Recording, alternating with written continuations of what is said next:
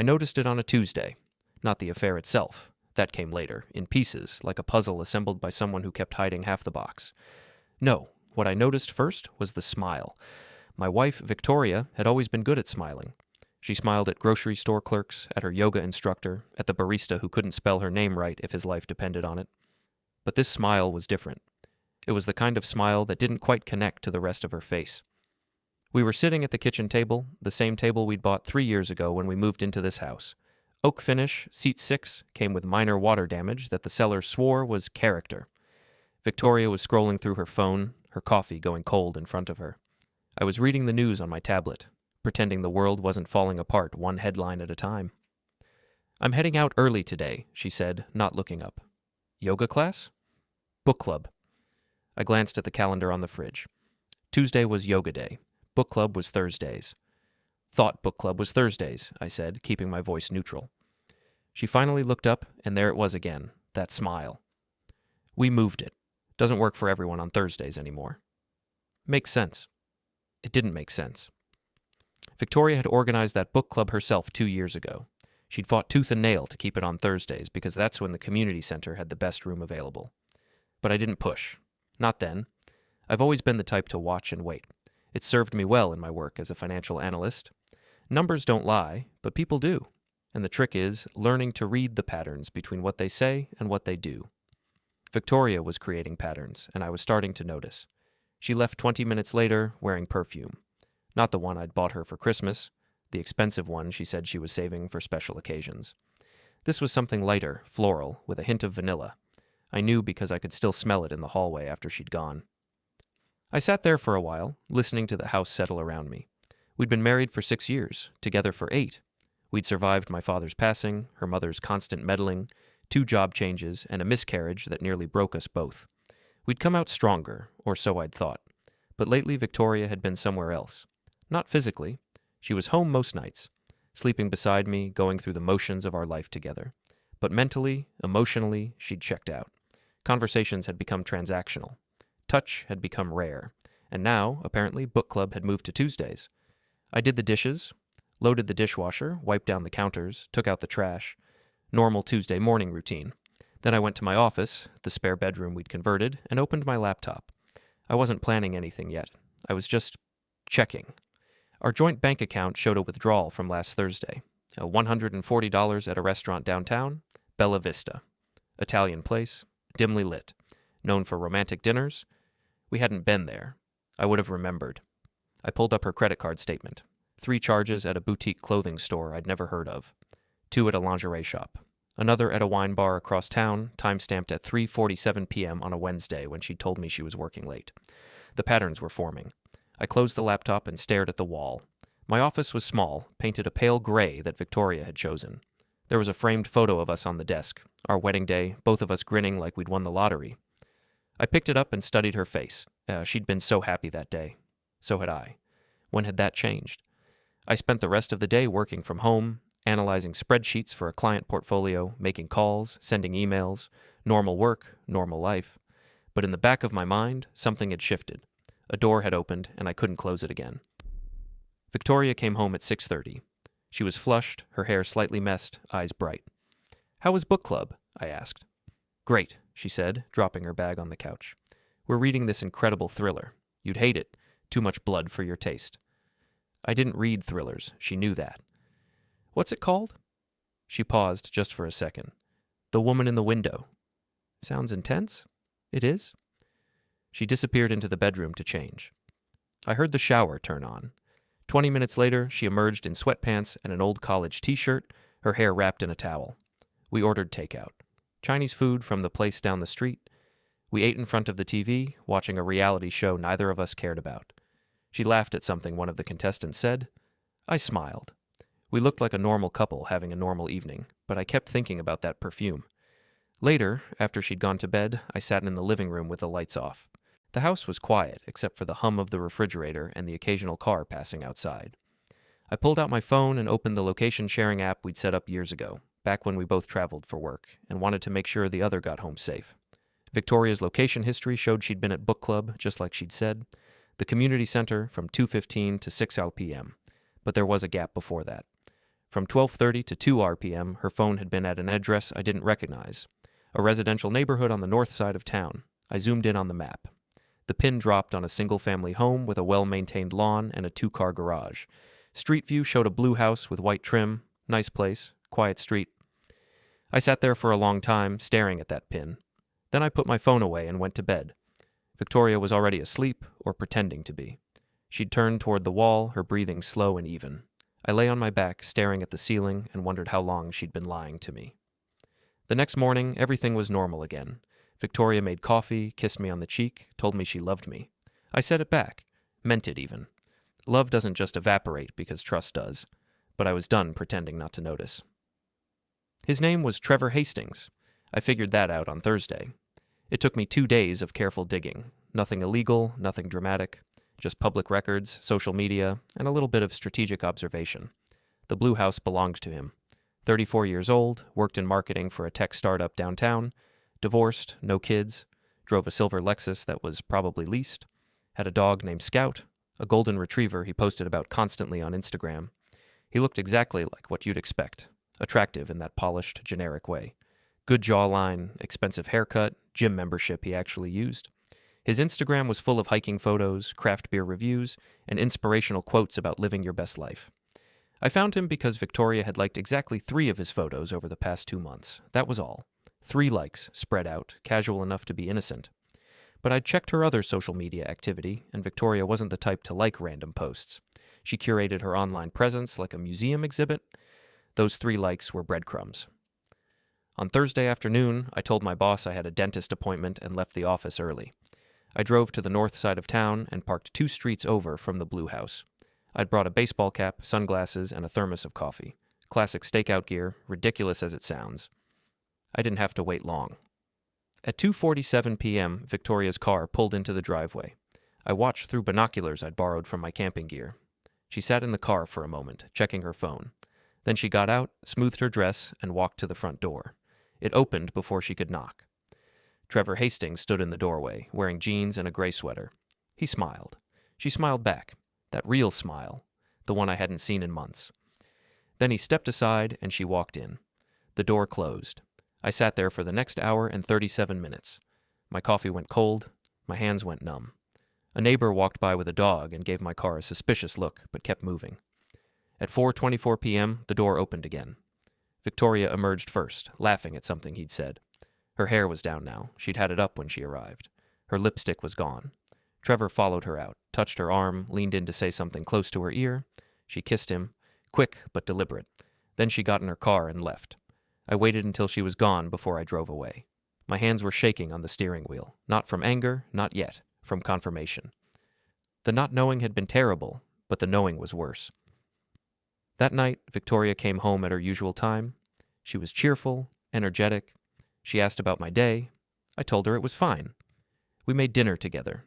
Pasta with marinara sauce, garlic bread from a frozen box. She told me about a project at work, some client who was being difficult. I nodded in the right places. After dinner, she curled up on the couch with her laptop and started browsing vacation rentals. I was thinking we could do something for our anniversary, she said. Maybe a long weekend somewhere, beach or mountains. Our anniversary was 6 weeks away.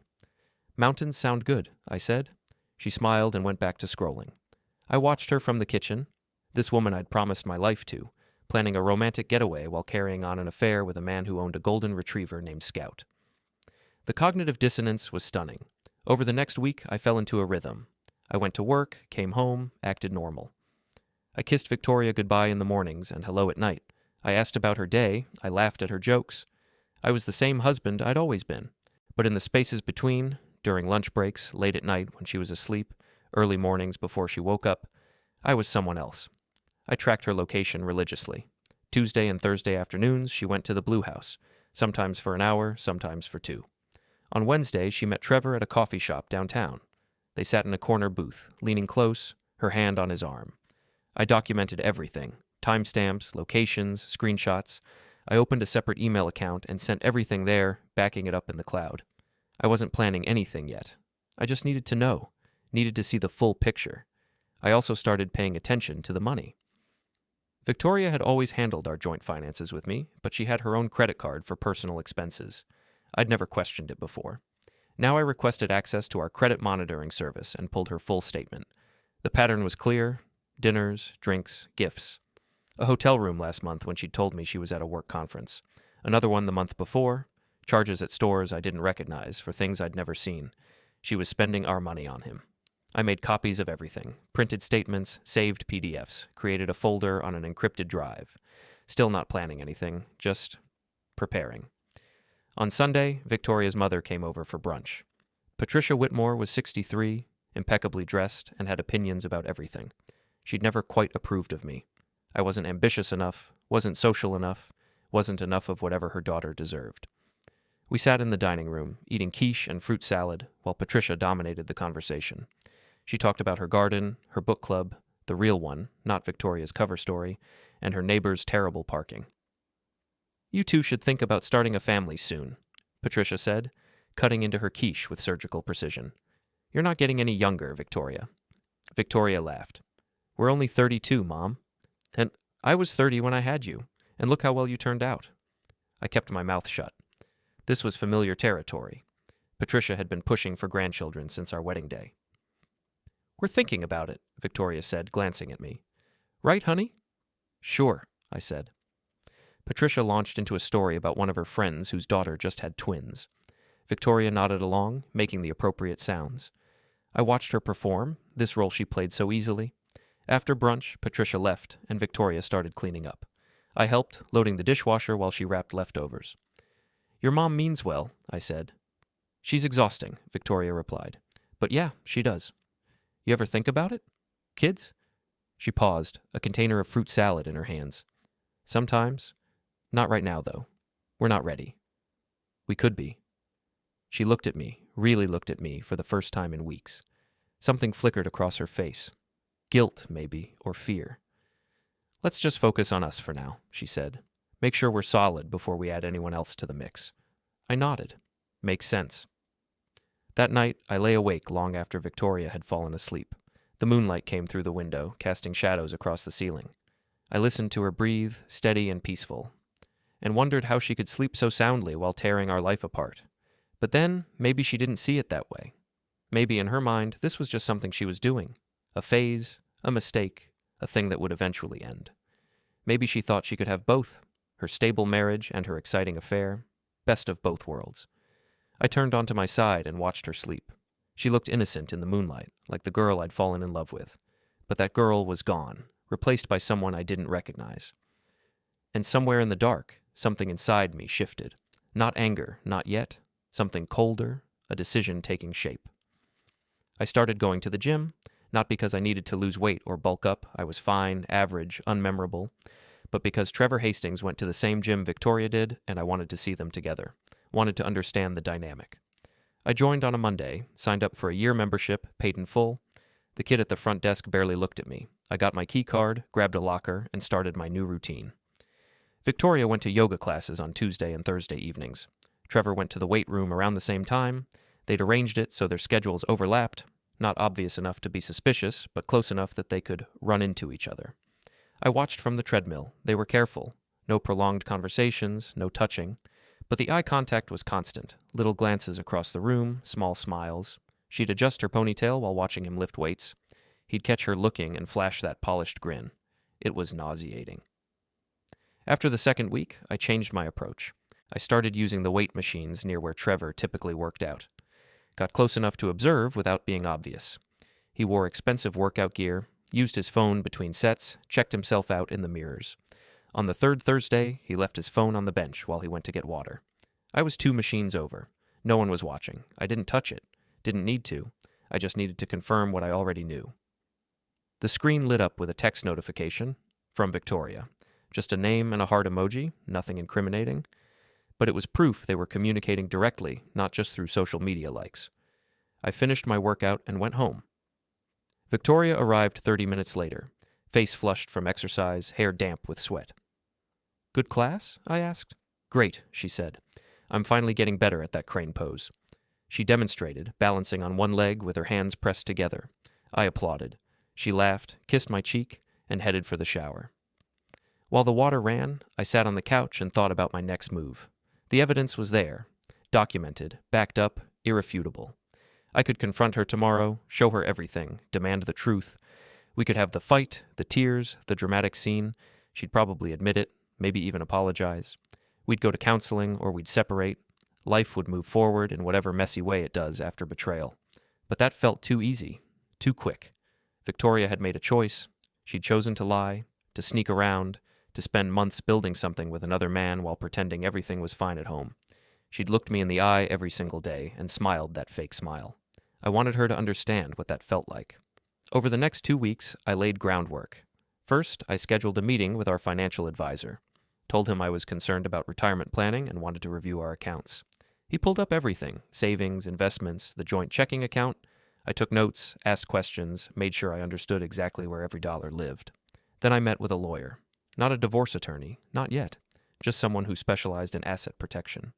I framed it as estate planning, asked hypothetical questions about what happens to shared property in various scenarios. He gave me the information I needed without pressing for details. I also started documenting my own schedule, where I was, when, with whom, creating a clear record of my movements, my behavior, my normalcy, just in case. Victoria, meanwhile, got sloppy. Her phone used to be face down on the counter. Now it was face up, notifications on full display. She used to be careful about her location sharing. Now she forgot to turn it off. She used to delete text threads. Now I could see them piling up, even if I couldn't read the contents. She was getting comfortable. On a Wednesday afternoon, 3 weeks after I'd started watching, I came home early. Told my boss I had a headache, needed to rest. Victoria wasn't expecting me until 6. I parked down the street and walked to the house. Quiet neighborhood, middle of the day, no one around. I let myself in through the front door. The house was empty. Victoria's car was in the driveway, but she wasn't home. I checked the location app. She was at the Blue House. I stood in our living room, surrounded by the life we'd built together, and felt nothing. Then I went to her laptop. She'd left it on the coffee table, unlocked, screen dimmed but not closed. I tapped the trackpad and it woke up. Her email was open. I scrolled through, not reading in detail, just looking for patterns. There, an email thread with Trevor. Subject line, "This weekend?" I opened it. The messages were recent, from this morning, Trevor suggesting they go away together. Victoria saying she'd think about it, had to figure out an excuse. Trevor pushing, saying they deserved this. Victoria agreeing, saying she'd tell me she was visiting a friend. I scrolled further. Messages going back weeks, plans, promises, jokes, intimate details I didn't want to know. And then, buried in a thread from 2 weeks ago, something that made my stomach drop. Victoria, I keep thinking about what you said. About us. Trevor, I meant it. We could make this work. Really work. Victoria, I know. I just need time to figure out how to tell him. Trevor, take all the time you need, but I'm serious about us. About our future. Victoria, me too. Our future. I closed the laptop and sat back on the couch. The afternoon sun came through the windows, warm and bright. Somewhere down the street, someone was mowing their lawn. Normal suburban sounds. Normal day. But nothing was normal anymore.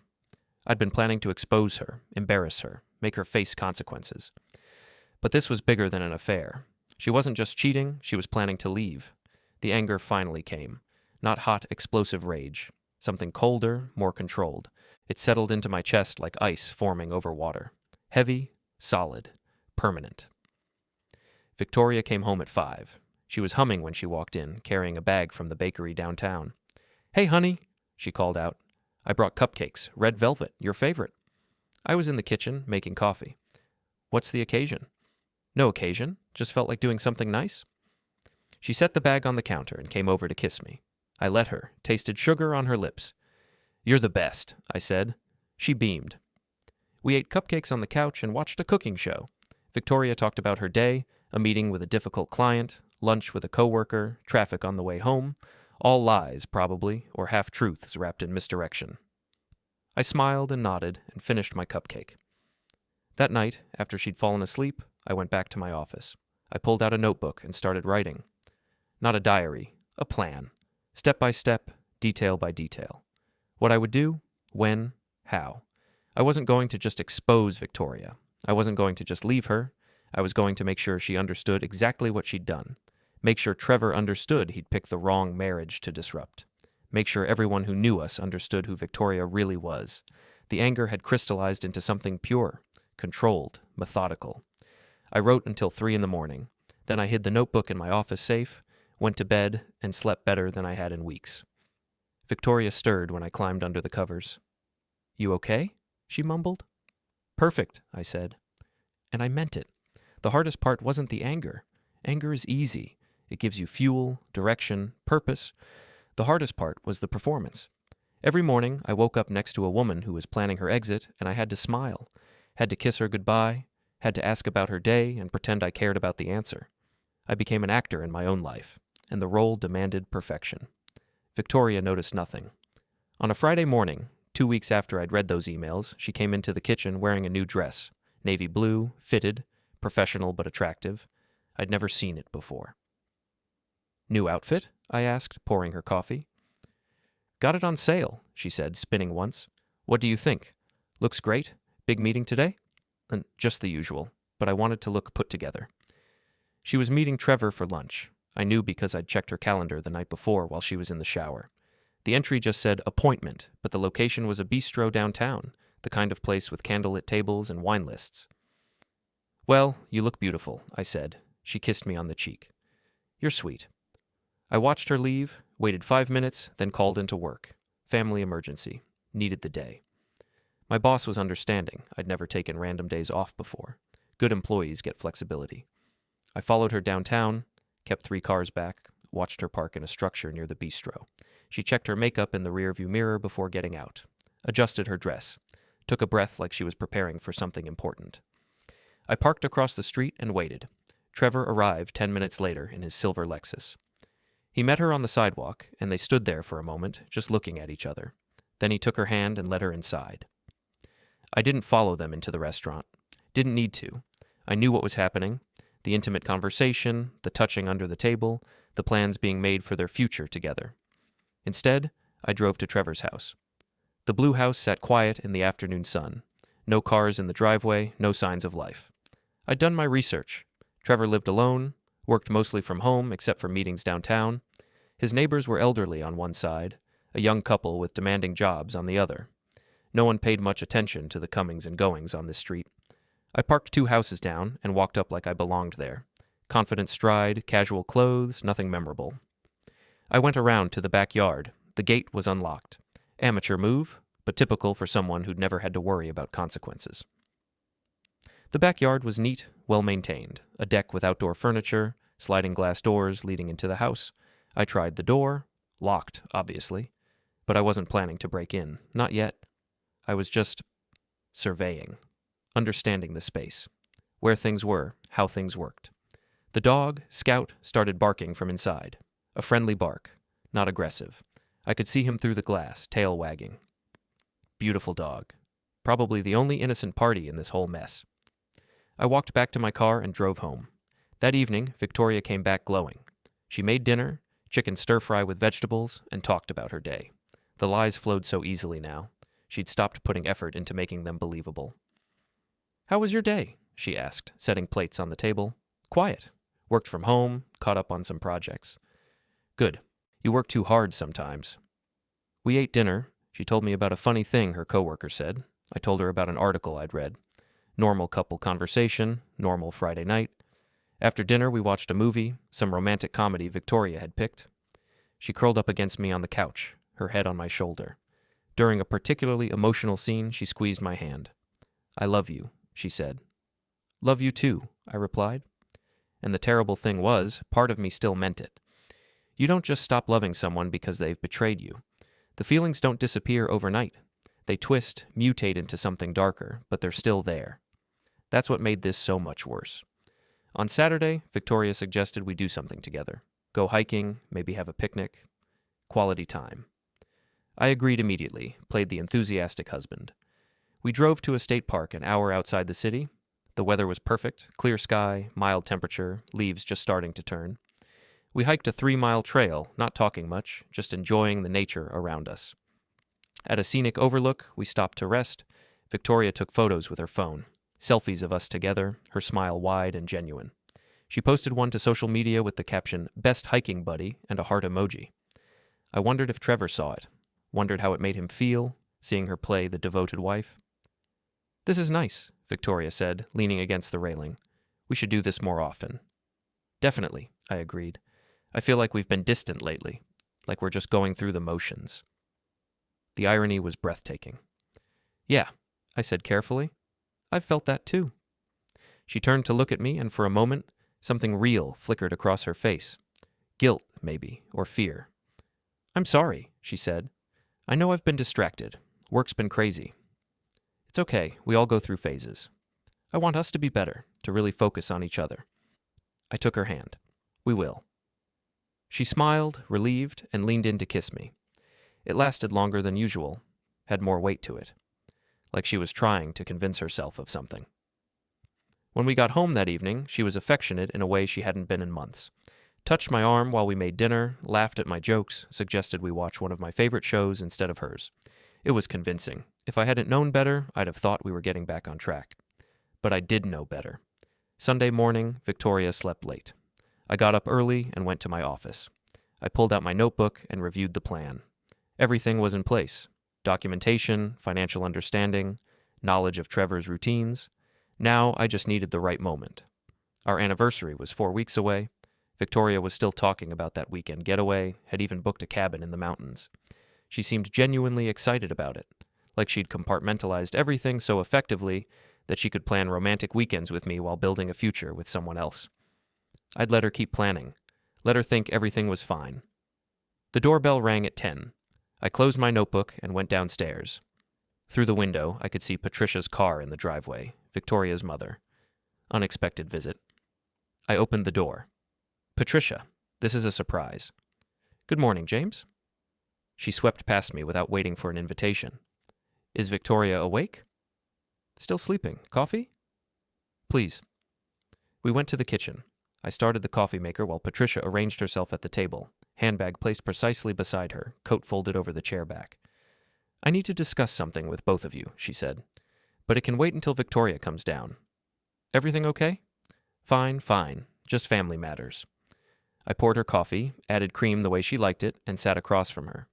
Patricia studied me with those sharp eyes that missed nothing. "You look tired," she observed. "Work's been demanding." And how are things with you and Victoria?" The question landed with weight. Patricia wasn't subtle. She never had been. If she was asking, she'd noticed something.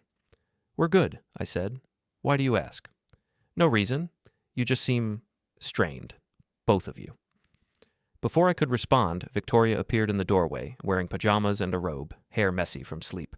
"Mom, what are you doing here?" "Good morning to you too, darling." Patricia stood and hugged her daughter. "I needed to talk to you both. Do you have a few minutes?"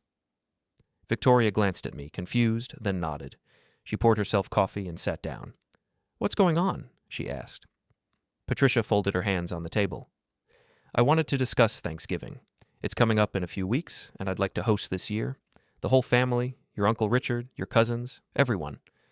Victoria relaxed. "Oh, sure, Mom. That sounds nice. I'm also thinking about Christmas plans. And there's the matter of your father's estate, some paperwork that needs signatures." Patricia launched into the details. Legal documents, family schedules, menu planning. Victoria nodded along, making appropriate comments. I watched them interact, the easy familiarity of mother and daughter. Patricia had always been controlling, but she loved her daughter. That was clear in every interaction, every decision she made. She wanted the best for Victoria, wanted her life to be perfect. I wondered what she'd think when she learned the truth about her daughter's perfect marriage. After an hour, Patricia left. Victoria walked her to the door, came back looking exhausted. "Sorry about that," she said. "Mom can be a lot." "She means well." "She drives me crazy." Victoria sat down heavily. "All this family stuff. Sometimes I just want to run away from it all." "Where would you go?" She looked at me, startled, like she hadn't expected the question. "I don't know. Somewhere simple, quiet, where nobody expects anything from you." "Sounds nice." She smiled, but it was sad. "Just a fantasy. Real life doesn't work that way." I finished my coffee and stood up. "I'm going to run some errands. Need anything?" "No, I'm good. Thanks." I grabbed my keys and left.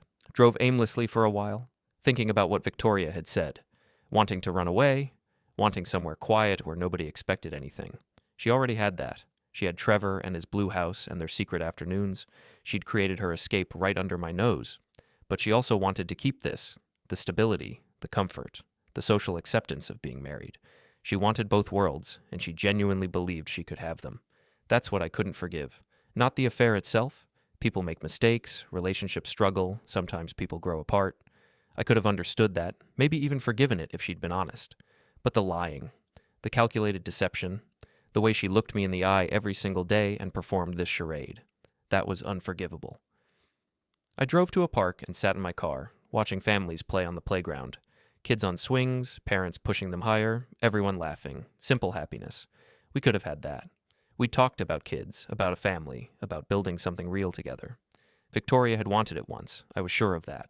But somewhere along the way, she'd decided it wasn't enough. My phone buzzed. Text from Victoria. Want to grab lunch somewhere? My treat? I stared at the message. This was new. She never suggested spontaneous dates anymore. I texted back, sure. Where? That Italian place you like? The one downtown, the one where she'd taken Trevor. Perfect. See you there at 1? It's a date. I sat there for another minute, then started the car and drove home to change clothes. The restaurant was busy for a Sunday afternoon. Families, couples, groups of friends. We got a table by the window, ordered wine and pasta. Victoria was animated, telling stories about work, asking about my week. She reached across the table and held my hand. This is nice, she said. We should do this more often. Definitely. The waiter brought our food. Fresh pasta, homemade sauce, garlic bread. We ate and talked and looked like any other happy couple enjoying a Sunday lunch. I kept thinking about Trevor sitting at this same table, maybe even this same chair, holding Victoria's hand the same way I was now. After lunch, we walked around downtown, looked in shop windows, got coffee from a place with outdoor seating. Victoria linked her arm through mine, pressed close. I've been thinking, she said, about what my mom said. The holidays, family stuff. Yeah? I want this year to be special, to really appreciate what we have. I looked at her, trying to read what was behind her eyes. Was this guilt talking? Or was she trying to convince herself she could have everything? Her affair, her marriage, her perfect life? I want that too, I said.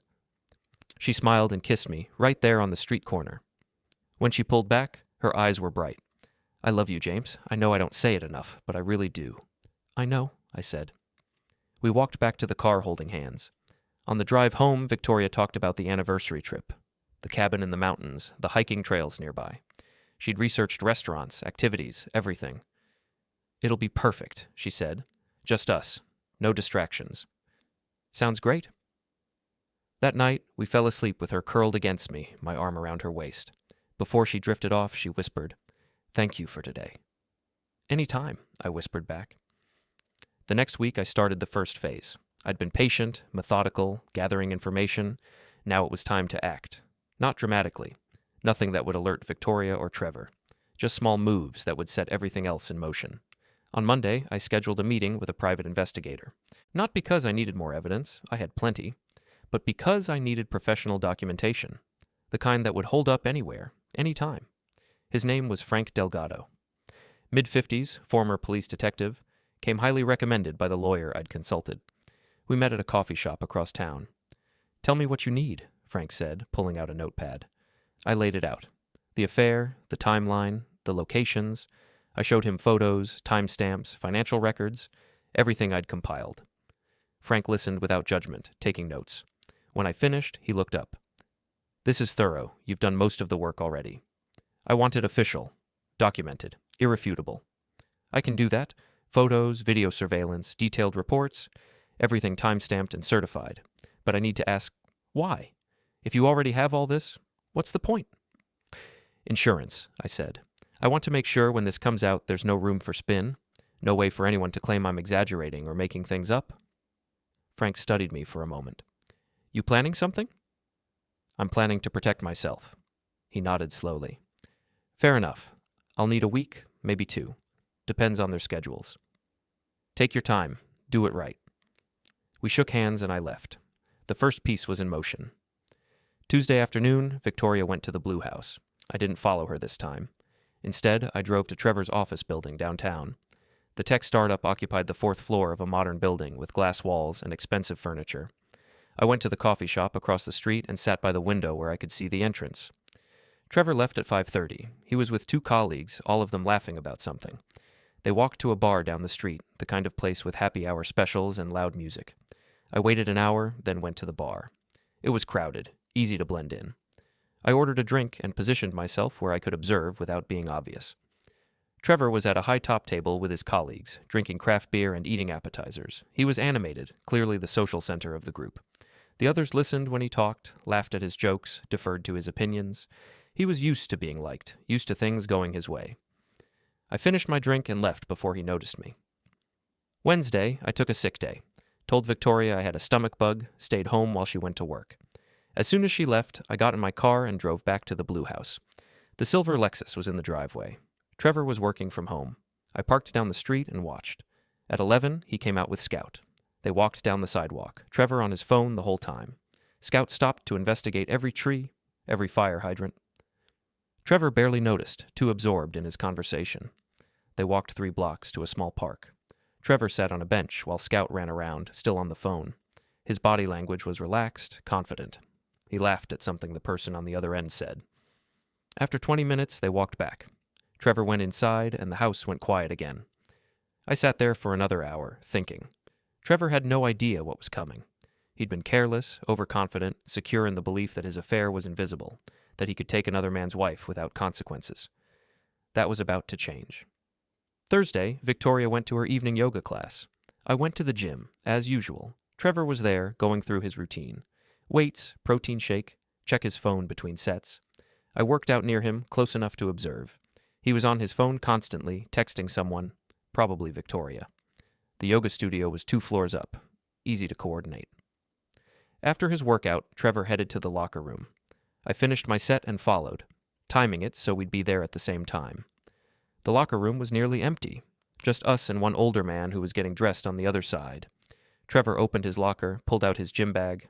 I was 3 lockers down, moving slowly, watching him in the mirror. He didn't look at me. Why would he? I was nobody. Just another guy at the gym. I closed my locker and walked past him toward the showers. As I passed, I stumbled slightly, bumped into his shoulder. "Sorry," I said. "Clumsy." He glanced at me, barely registering my existence. "No problem." That was it. Our first interaction. Brief, meaningless. He'd forget about it in 30 seconds.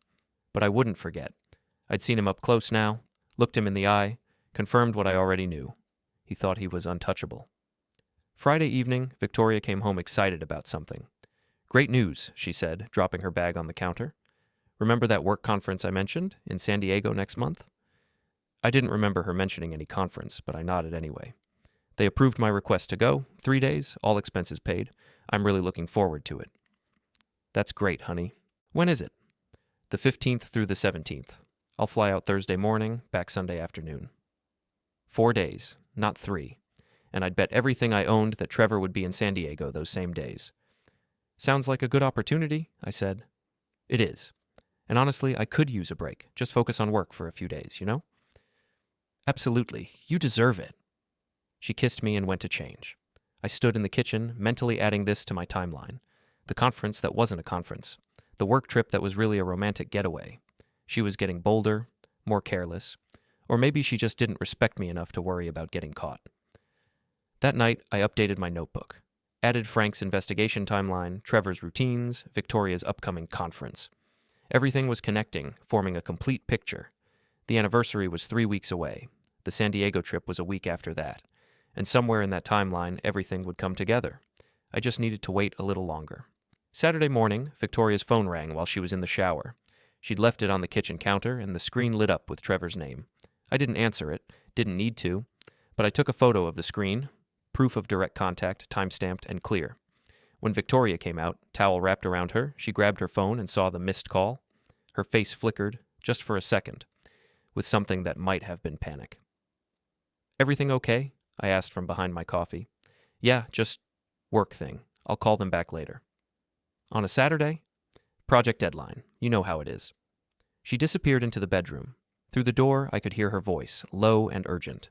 A minute later, she came out, fully dressed now, looking composed. "I need to run to the office for a bit. Shouldn't take long. Want me to come with? We could grab lunch after." No, that's okay. It's boring work stuff. I'll be quick. She grabbed her keys and left. I watched through the window as her car pulled out of the driveway. Then I grabbed my own keys and followed. She didn't go to her office. She drove straight to the north side of town, to the Blue House. Trevor's Lexus was already there. I parked in my usual spot and waited. This time, I had Frank's number programmed into my phone. I called him.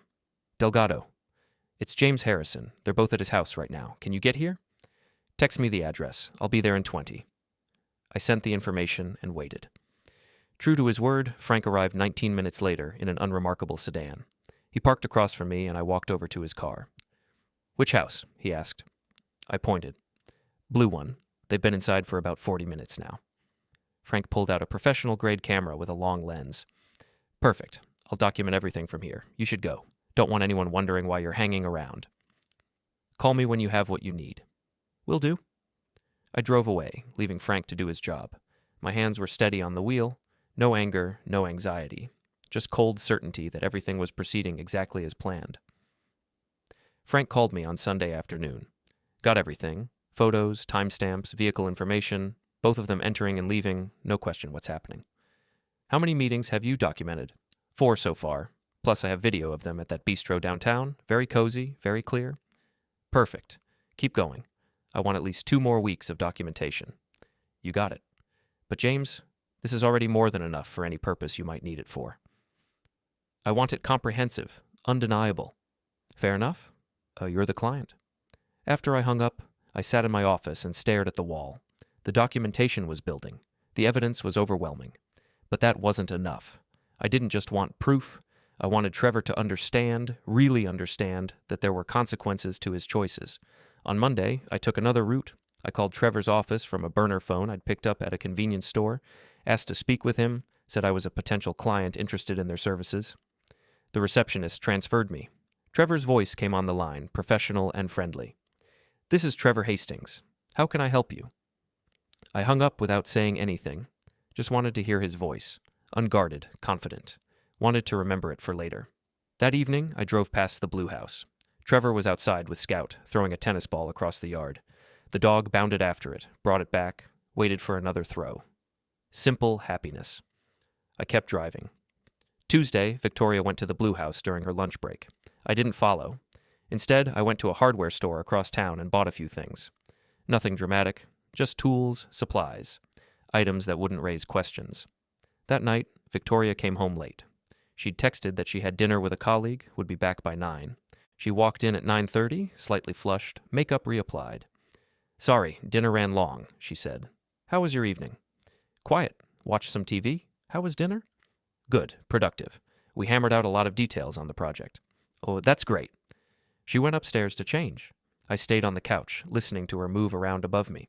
Shower running, drawers opening and closing, the sound of her preparing for bed. When she came down in pajamas, she curled up next to me. We watched the end of a show together, her head on my shoulder. During the commercial break, she looked up at me. Are you happy? She asked. The question caught me off guard. What do you mean? With us. With life. Are you happy? I looked down at her, this woman who was actively planning to leave me while asking if I was happy. Sure, I said. Are you? She was quiet for a long moment. I think so. Sometimes I wonder if this is all there is. What else would there be? I don't know. Something more exciting, maybe. More alive. Life isn't a movie, Vic. It's supposed to be ordinary sometimes. I know. You're right. She settled back against me. Sorry. I'm being weird. We finished the show and went to bed. She fell asleep quickly, but I lay awake for hours, staring at the ceiling. She wanted excitement. Wanted to feel alive. And she'd found that with Trevor. The secret meetings, the lies, the thrill of getting away with something forbidden. But she had no idea what real consequences felt like. What it meant when the person you'd underestimated decided to stop playing nice. She was about to learn. Wednesday night, I waited until Victoria was asleep. Then I got dressed in dark clothes, grabbed the supplies from the hardware store, and drove to the Blue House. It was after midnight. The neighborhood was dark, quiet, no cars moving, no lights on in windows. I parked 3 streets over and walked. Trevor's house was dark except for a porch light. The Lexus sat in the driveway. Through the windows, I could see Scout lying on the couch. I walked around to the backyard, moving slowly, keeping to the shadows. The gate was still unlocked. Trevor hadn't learned his lesson. Amateur. I'm in the backyard. I looked at the deck furniture, the neat landscaping, the sliding glass door. Everything perfect, untouched. Trevor's little sanctuary where he brought other men's wives. I pulled out a can of spray paint from my bag, black matte finish. I shook it quietly, then walked over to the fence where it faced the house. In large, clear letters, I wrote, "I know what you're doing. Simple message. No details, no specifics. Just enough to create doubt, fear, uncertainty." I stood back and looked at my work. The letters were bold, visible from the house. Trevor would see them first thing in the morning when he let Scout out. Then I left the way I'd come. Quick, quiet, invisible. When I got home, Victoria was still asleep. I undressed, showered, and slipped back into bed. My heart was steady. No adrenaline, no fear. Just satisfaction at a job well done. The next morning, I went to work as usual. Around 10, my burner phone buzzed with a text from Frank. Something happened at the subject's house. Police were there this morning. Looks like vandalism. Want me to find out more? I texted back, "Yes, get details." An hour later, Frank called. Talked to a neighbor. Someone spray-painted a message on the subject's fence. He filed a police report, but they said unless there's a pattern, not much they can do. No security cameras on that side of the property. What did the message say? Neighbor wasn't sure. Something threatening, she thought. Subject seemed pretty shaken up about it. Interesting. Keep monitoring. Will do. I hung up and went back to work, a small smile on my face. That evening, Victoria came home distracted. She made dinner on autopilot, barely talking. I could tell something was bothering her. Everything okay? I asked. Yeah, fine. Just a weird day. Want to talk about it? No, it's nothing. Just work stress. But she checked her phone constantly throughout dinner, typing rapid responses to texts. Her forehead was creased with worry. Trevor must have told her about the graffiti. And now they were both wondering, who knew? How much did they know? What would happen next? The doubt had been planted. After dinner, Victoria said she had a headache and went to bed early. I stayed downstairs, watching TV, giving her space. Around 10, I heard her on the phone in the bedroom. Her voice was muffled but urgent. The conversation went on for 20 minutes before going quiet. I turned off the TV and went upstairs. She was lying in bed, staring at her phone, chewing on her thumbnail, a nervous habit she'd broken years ago. Feeling better? I asked. Yeah, headache's gone. Sorry I was weird at dinner. No problem. We all have off days. I got ready for bed while she continued staring at her phone. When I climbed in next to her, she put it down and turned toward me. James? Yeah? Do you ever think about, I don't know, how things could have gone differently in life? Sometimes. Why? I just wonder if we made the right choices. Got married young, settled down fast, maybe we missed out on things. Like what? She was quiet for a moment. I don't know. Experiences. Adventure. Finding out who we really are. We can still have adventures. We don't have to be young to try new things. I know, you're right. She moved closer, rested her head on my chest. Sorry, I'm being maudlin. Ignore me. It's okay. Everyone has doubts sometimes. She fell asleep like that, curled against me. But I stayed awake, thinking about what she'd said, finding out who we really are. She was about to find out exactly who I was, and who she was, and what happened when you push someone too far. Friday night, Victoria's phone rang during dinner. She looked at the screen and her face went pale. I need to take this, she said, and stepped into the other room. I could hear her voice, low and intense. What do you mean? No, I don't think. Are you sure? Okay, calm down. We'll figure it out. I'll call you later. She came back looking shaken. Everything all right? I asked. Yeah, friend having a crisis. Nothing I can help with right now. Want to talk about it? No, it's personal. For her. I'm just being a sounding board. We finished dinner in near silence. Victoria pushed food around her plate, barely eating. Whatever Trevor had told her, it had rattled her badly. After we cleaned up, she went upstairs and closed herself in the bedroom. I heard her on the phone again, the conversation going long into the night. I sat in the living room with a book, not really reading, just waiting. Around midnight, she came down. Her eyes were red, like she'd been crying. I'm going to bed, she said. You coming? In a bit. Want to finish this chapter? She nodded and went back upstairs. 20 minutes later, I followed. She was already asleep, or pretending to be. I lay down and closed my eyes, content in the knowledge that Trevor was now looking over his shoulder, wondering who knew, what they wanted, what would happen next. The fear had started, and this was just the beginning. The next morning, Saturday, Victoria was up early. I found her in the kitchen, coffee already made, staring out the window. "Couldn't sleep?" I asked. "Just woke up early. Want to go do something today? Get out of the house?" "Sure. What did you have in mind?" "I don't know. Drive somewhere. Clear our heads." We ended up at the beach, 2 hours away. The weather was cool, overcast. We walked along the shore, not saying much, just moving. Victoria seemed lighter here, away from phones and houses and secrets. She picked up shells, smiled at dogs running past, took deep breaths of salt air. "This is nice," she said. "Peaceful." "Yeah. I forget sometimes how simple things can be, how good it feels to just exist." "We can do this any time. Don't need a special occasion." She looked at me, something sad in her eyes. "I know I should be better about that, about appreciating what we have." We sat on a bench and watched the waves. Gulls circled overhead. A family nearby was building a sandcastle, the kids laughing as it kept collapsing. "James," Victoria said quietly. "Yeah?" If I ever did something to hurt you, something really bad, would you forgive me?" The question hung in the air between us. "Depends on what it was," I said carefully. "But in theory, if it was the worst thing you could imagine, would you?" I looked at her. She was staring at the ocean, not meeting my eyes. "I don't know," I said honestly. "Why do you ask?" "Just wondering about forgiveness, how it works." "Forgiveness requires honesty," I said. "You can't forgive something that's still being hidden." She nodded slowly. "That makes sense." We sat there a while longer, then drove home. Victoria was quiet the whole way, lost in thought. That night she tried to be intimate, initiated for the first time in weeks. But halfway through she stopped and pulled away. "Sorry," she said. "I can't. I'm too in my head." "It's okay." "Is it? Is everything okay?" "Sure. Why wouldn't it be?" She looked at me for a long moment, like she was trying to see something. Then she shook her head. "No reason. Good night, James." "Good night." She turned away, and within minutes her breathing evened out into sleep.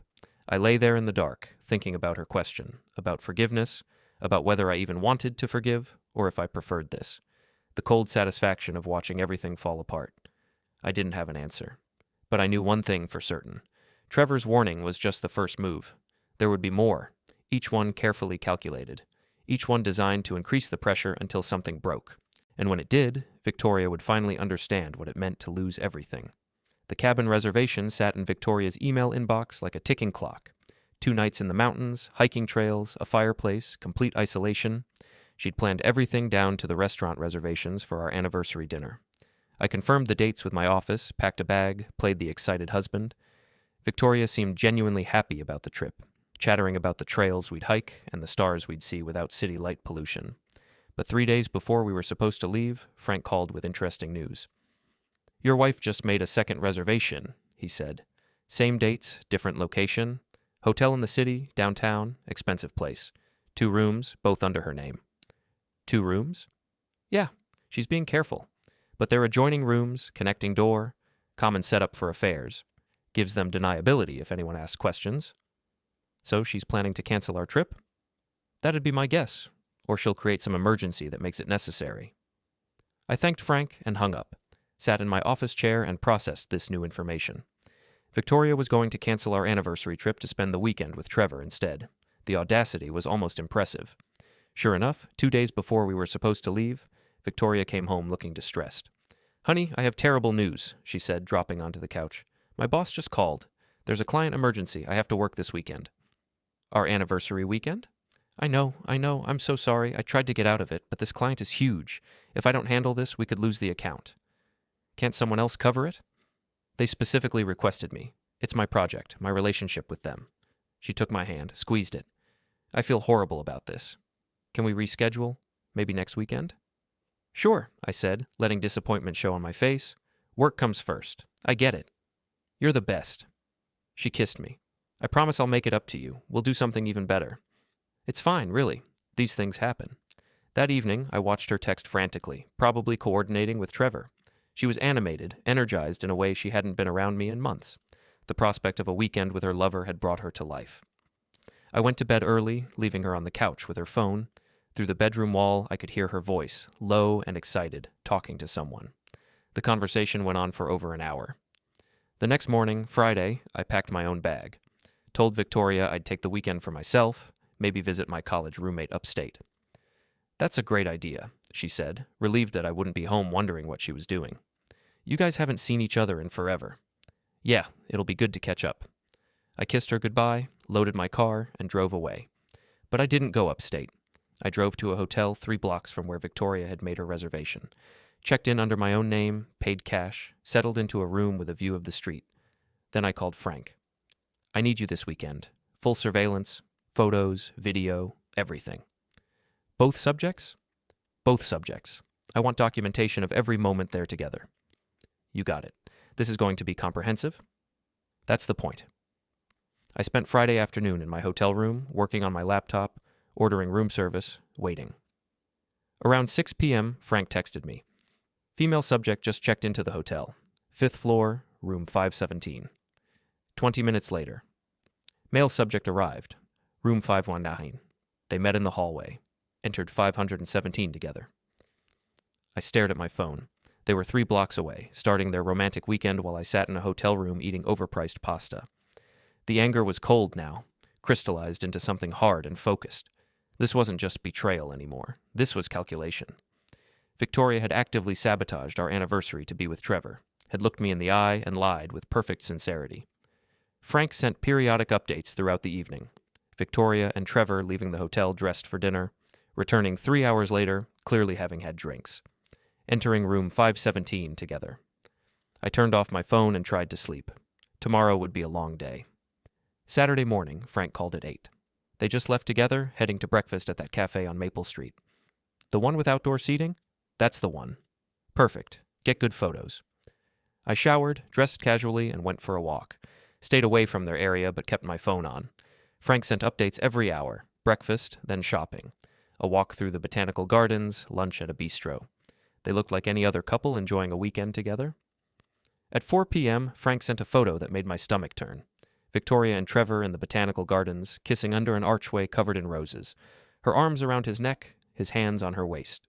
The image was crystal clear, professionally composed, undeniable. I saved it to my encrypted folder and kept walking. That evening, I drove past their hotel. Saw the lights on in room 517, shadows moving behind the curtains. My wife was up there, in another man's arms, celebrating what should have been our anniversary. I drove back to my hotel and ordered whiskey from room service. Sat by the window and drank slowly, thinking about Monday. About what came next. Sunday morning, Victoria texted me. "Hope you're having fun. Miss you." I texted back, "Great time. Miss you too. See you tonight." She sent a heart emoji. I stared at it for a long minute, then put my phone away. Frank's final update came at noon. Both subjects checking out, departing separately, female subject heading home. "Bill me for everything," I texted back, "and send me all the files tonight." "Will do. Sorry, man. This can't be easy." I didn't respond. Packed my bag, checked out, and drove home. Victoria arrived an hour after I did. She looked tired but satisfied, hair still slightly damp from a shower. She hugged me when she walked in. "How was your weekend?" she asked. "Good, relaxing. How was work?" "Exhausting. The client was demanding. I barely slept." "That sounds rough." "Yeah, but I got it done. That's what matters." She pulled back and looked at me. "I really am sorry about our anniversary. We'll reschedule soon, I promise." "I know. It's okay." She smiled and went upstairs to unpack. I stayed in the kitchen, listening to her move around, thinking about the photos Frank had sent. Victoria kissing Trevor, Victoria holding his hand, Victoria laughing at something he said. That night we ordered pizza and watched a movie. Victoria fell asleep on the couch halfway through, her head on my shoulder. I looked down at her sleeping face, peaceful, content, unburdened by guilt. How did she do it? How did she compartmentalize so completely that she could spend the weekend with her lover and come home to her husband without any visible conflict? I didn't understand it. Didn't want to understand it. Monday morning, everything changed. Victoria's mother called at 7 a.m. Patricia's voice was urgent, demanding. "Victoria, I need you to come over today. It's important." "Mom, I have work." "This can't wait. Please. Come at lunch." Victoria agreed, looking confused. After she hung up, she turned to me. That was weird. Mom sounded upset. Everything okay with her? I don't know. She wouldn't say. Victoria bit her lip. I hope she's not sick or something. I'm sure it's fine. Your mom's tough. Victoria nodded, but worry creased her forehead.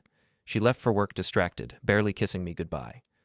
I waited until 9, then called Patricia myself. James, she said, her voice cool, I was wondering if you'd call. What's going on, Patricia? I think you know, or you should know. We need to talk, all three of us. That's why I called Victoria. I don't understand. Don't play dumb with me. I saw them. Yesterday. Downtown. My daughter and that man. The words hung in the air. Patricia had seen Victoria and Trevor together. I see, I said carefully. Do you? Do you really? Because I'm trying to understand how my son-in-law could let this happen, how you could be so blind. Patricia, just be here at noon. We're going to settle this today. She hung up before I could respond. I sat there, phone in hand, recalculating everything. Patricia had seen them. This changed the timeline, the plan. I'd intended to control the revelation, to choose the moment and the audience. But Patricia had accelerated everything. I called my office, told them I had a family emergency. Then I drove to Patricia's house. She lived in an upscale neighborhood, a large colonial with a manicured lawn. I'd been here hundreds of times for holidays, family dinners, awkward Sunday brunches, but today felt different. Today felt final. Patricia opened the door before I could knock. Her face was hard, closed off. James, come in. The living room was immaculate as always. Patricia gestured to the couch. I sat. She remained standing, arms crossed. Tell me the truth, she said. How long have you known? A while? And you've done nothing? I've been gathering information, making sure I understood the full situation before acting. That's pathetic. Her voice was sharp, cutting. Your wife is having an affair and you've been gathering information? What kind of man are you? The kind who doesn't make decisions based on emotion? Well, I make decisions just fine on emotion, and I'm not going to sit by while my daughter destroys her marriage. This ends today. The front door opened. Victoria walked in, still in her work clothes, looking between us with growing alarm. What's going on? Why are you both here? Patricia turned to her daughter. Sit down, Victoria.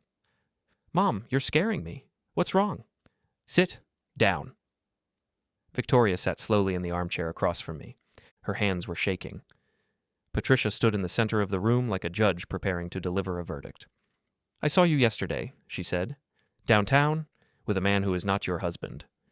Victoria's face went white. Mom? Don't lie to me. I saw you kissing him, holding hands with him, looking at him the way you should only look at your husband. I can explain? There's nothing to explain.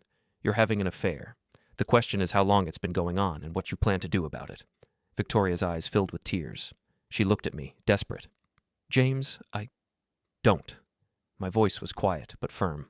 Don't insult me by lying right now. I wasn't going to lie. I don't know what to say. The truth would be refreshing. She flinched like I'd struck her. Tears spilled down her cheeks. How long have you known? She whispered. Does it matter?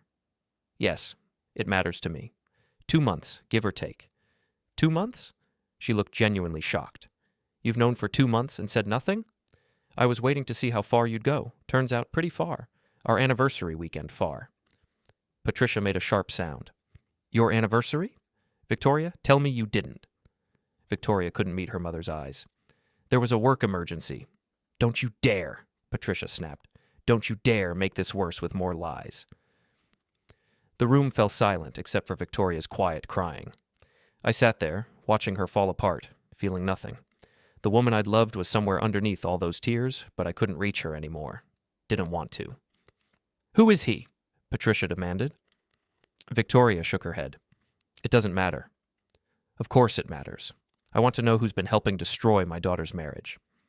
His name is Trevor Hastings, I said.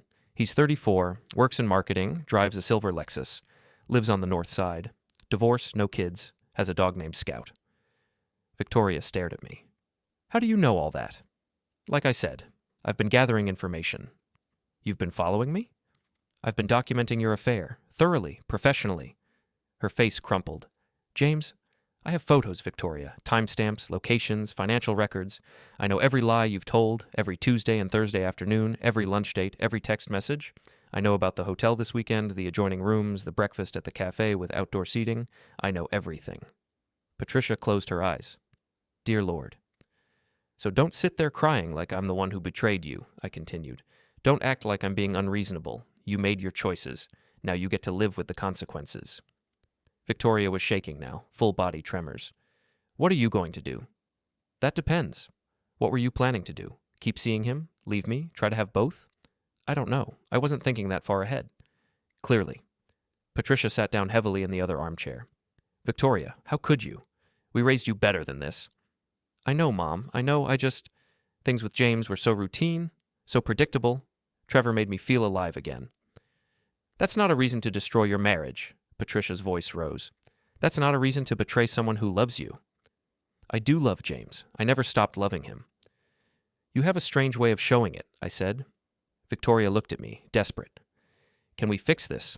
Can we go to counseling or something? I'll end it with Trevor. I'll do whatever it takes. You want to fix this? Yes, please.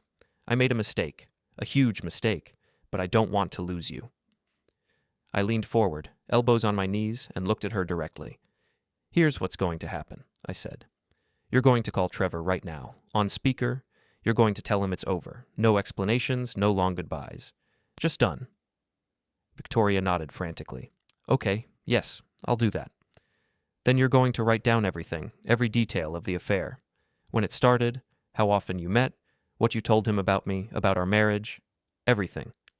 James, those are my terms. You want to try to fix this? That's where we start. Complete honesty, complete transparency. No more secrets. And if I do that, if I give you everything, then maybe we try. Maybe we see if there's anything left worth saving. It was a lie. There was nothing left. But I needed her to believe there was a chance. Needed her to confess everything while she still had hope. Patricia looked between us. This is the right thing, Victoria. Give James the truth. Show him you're willing to fight for your marriage. Victoria pulled out her phone with shaking hands. Found Trevor's number, pressed call, put it on speaker. He answered on the third ring. Hey, beautiful. Miss you already. Victoria's voice broke. Trevor, I need to talk to you. What's wrong? You sound upset. I can't do this anymore. Us. It's over. Silence on the other end. Then, what? Where is this coming from? It doesn't matter. It's just over. I'm sorry. Vic, talk to me. What happened? Did something change? Everything changed. I have to go. Wait.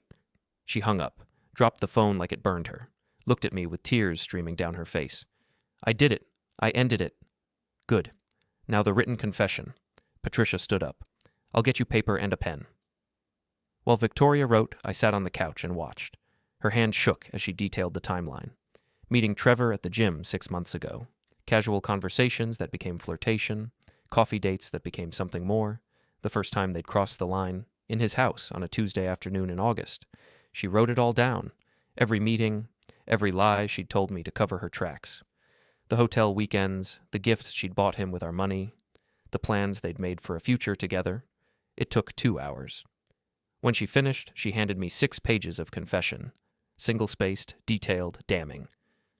That's everything, she said quietly. Every single thing. I swear. I folded the pages and put them in my pocket. Thank you. What happens now? Now I need time. To think. To figure out if forgiveness is even possible. How much time? As much as I need. Patricia walked me to the door. In the hallway, away from Victoria, she spoke quietly. I'm sorry, James. I raised her better than this. I don't know what happened. People make choices, I said. Sometimes those choices reveal who they really are. Will you really try to forgive her? Or was that just to get the confession? I looked at her directly. What do you think? Patricia's face fell. She understood. She's still my daughter, she said, no matter what she's done. I know. But she hurt you, badly, and I can't forgive that. I nodded and left. In my car, I pulled out Victoria's confession and read it again. Every detail, every date, every lie. It was more than I'd even documented. She'd been thorough, believing that honesty might save her marriage. But it wouldn't. Nothing would. This was just the beginning. Trevor called Victoria 16 times that afternoon. She didn't answer. By evening, he'd switched to texting. The messages started desperate, then turned angry. I knew because Victoria showed me everything. She'd handed over her phone, given me all her passwords. I tried to prove she had nothing left to hide. I'll block him, she said, if you want me to. No, leave it open. I want to see what he says. She looked uncertain, but agreed. We sat together on the couch, her phone between us, watching Trevor's messages pile up. Please answer me. We need to talk about this. You can't just end it like this. I deserve an explanation. Are you really choosing him over what we have? Vic, please. I love you. That last one made Victoria close her eyes in pain. He doesn't love you, I said quietly. He loves the idea of you, the fantasy. Men like Trevor don't actually love anyone but themselves. You don't know him. I know men like him. They're everywhere. Confident, charming, used to getting what they want. They see someone else's wife and think it's a challenge, a game, and when it stops being fun, they move on. Victoria didn't argue. Maybe because she suspected I was right, maybe because she didn't want to defend Trevor to me anymore. That night she slept in the guest room, insisted on it, said I deserved the space. I didn't argue. But I lay awake in our bed, staring at the ceiling, planning Trevor's reckoning. The spray-painted message had been just a warning. Now it was time for something more direct. Tuesday morning, I told Victoria I had to work late. She nodded, accepting, desperate to seem supportive. I went to the office, put in a few hours, then left at 3. I drove to Trevor's office building downtown, parked in the garage, took the elevator to the 4th floor, walked through the glass doors into the startup's lobby. The receptionist looked up, young, friendly, wearing a headset. Hi, can I help you? I'm here to see Trevor Hastings. I don't have an appointment.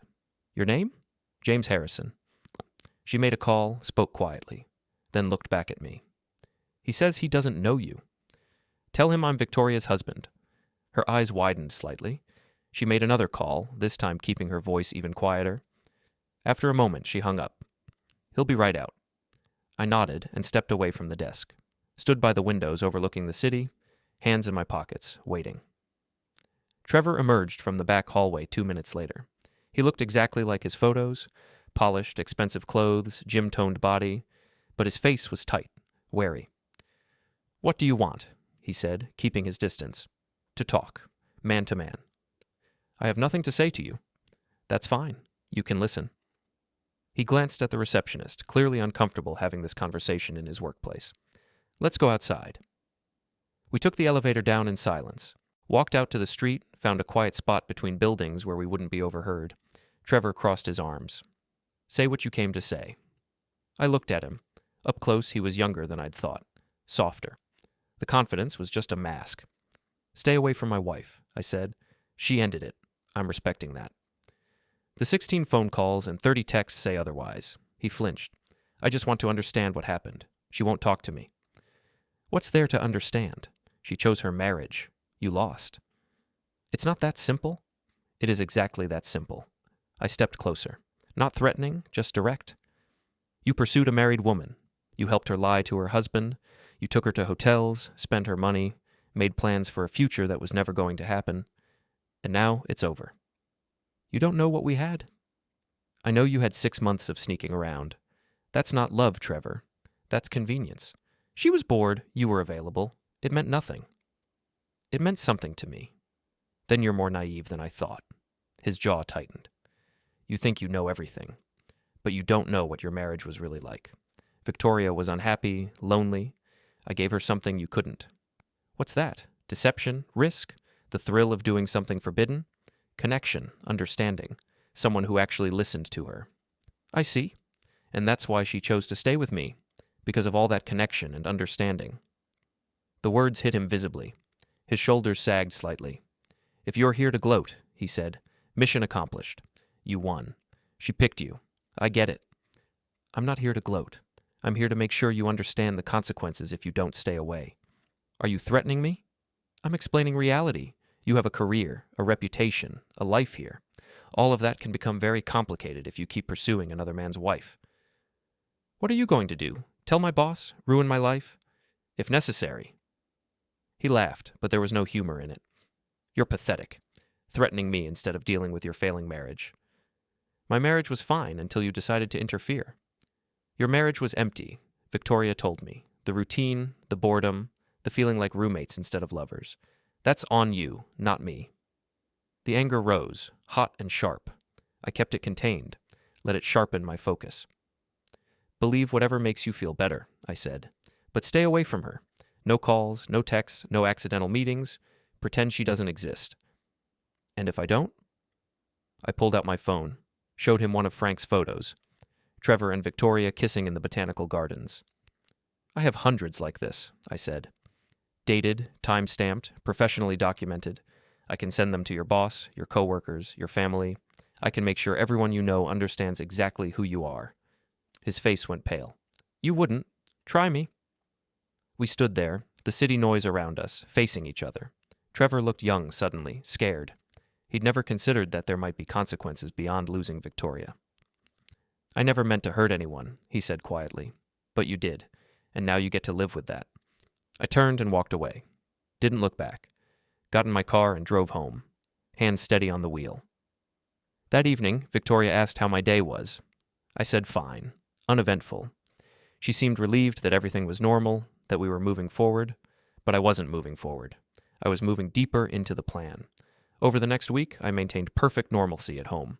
Talked to Victoria about mundane things, bills, grocery shopping, plans for Thanksgiving. She tried hard to be present, to prove she was committed to fixing us. But I was waiting for Trevor to make a mistake, and he didn't disappoint. On Friday night, Victoria's phone buzzed with a call from an unknown number. She glanced at it, uncertain. Answer it, I said. She did, putting it on speaker. Hello? Vic, it's me. Trevor's voice. I'm calling from a different number. Don't hang up. Trevor, I told you. I know what you told me, but we need to talk, really talk, about what happened, about us. There is no us anymore. That's not true. What we had was real. You felt it, I felt it. You can't just walk away from that. Victoria looked at me, panicked. I gestured for her to keep talking. Trevor, I made a mistake. A huge mistake, but I'm trying to fix my marriage. You need to respect that. How can I respect it when I know you're not happy, when I know you were planning to leave him? I was confused. I wasn't thinking clearly.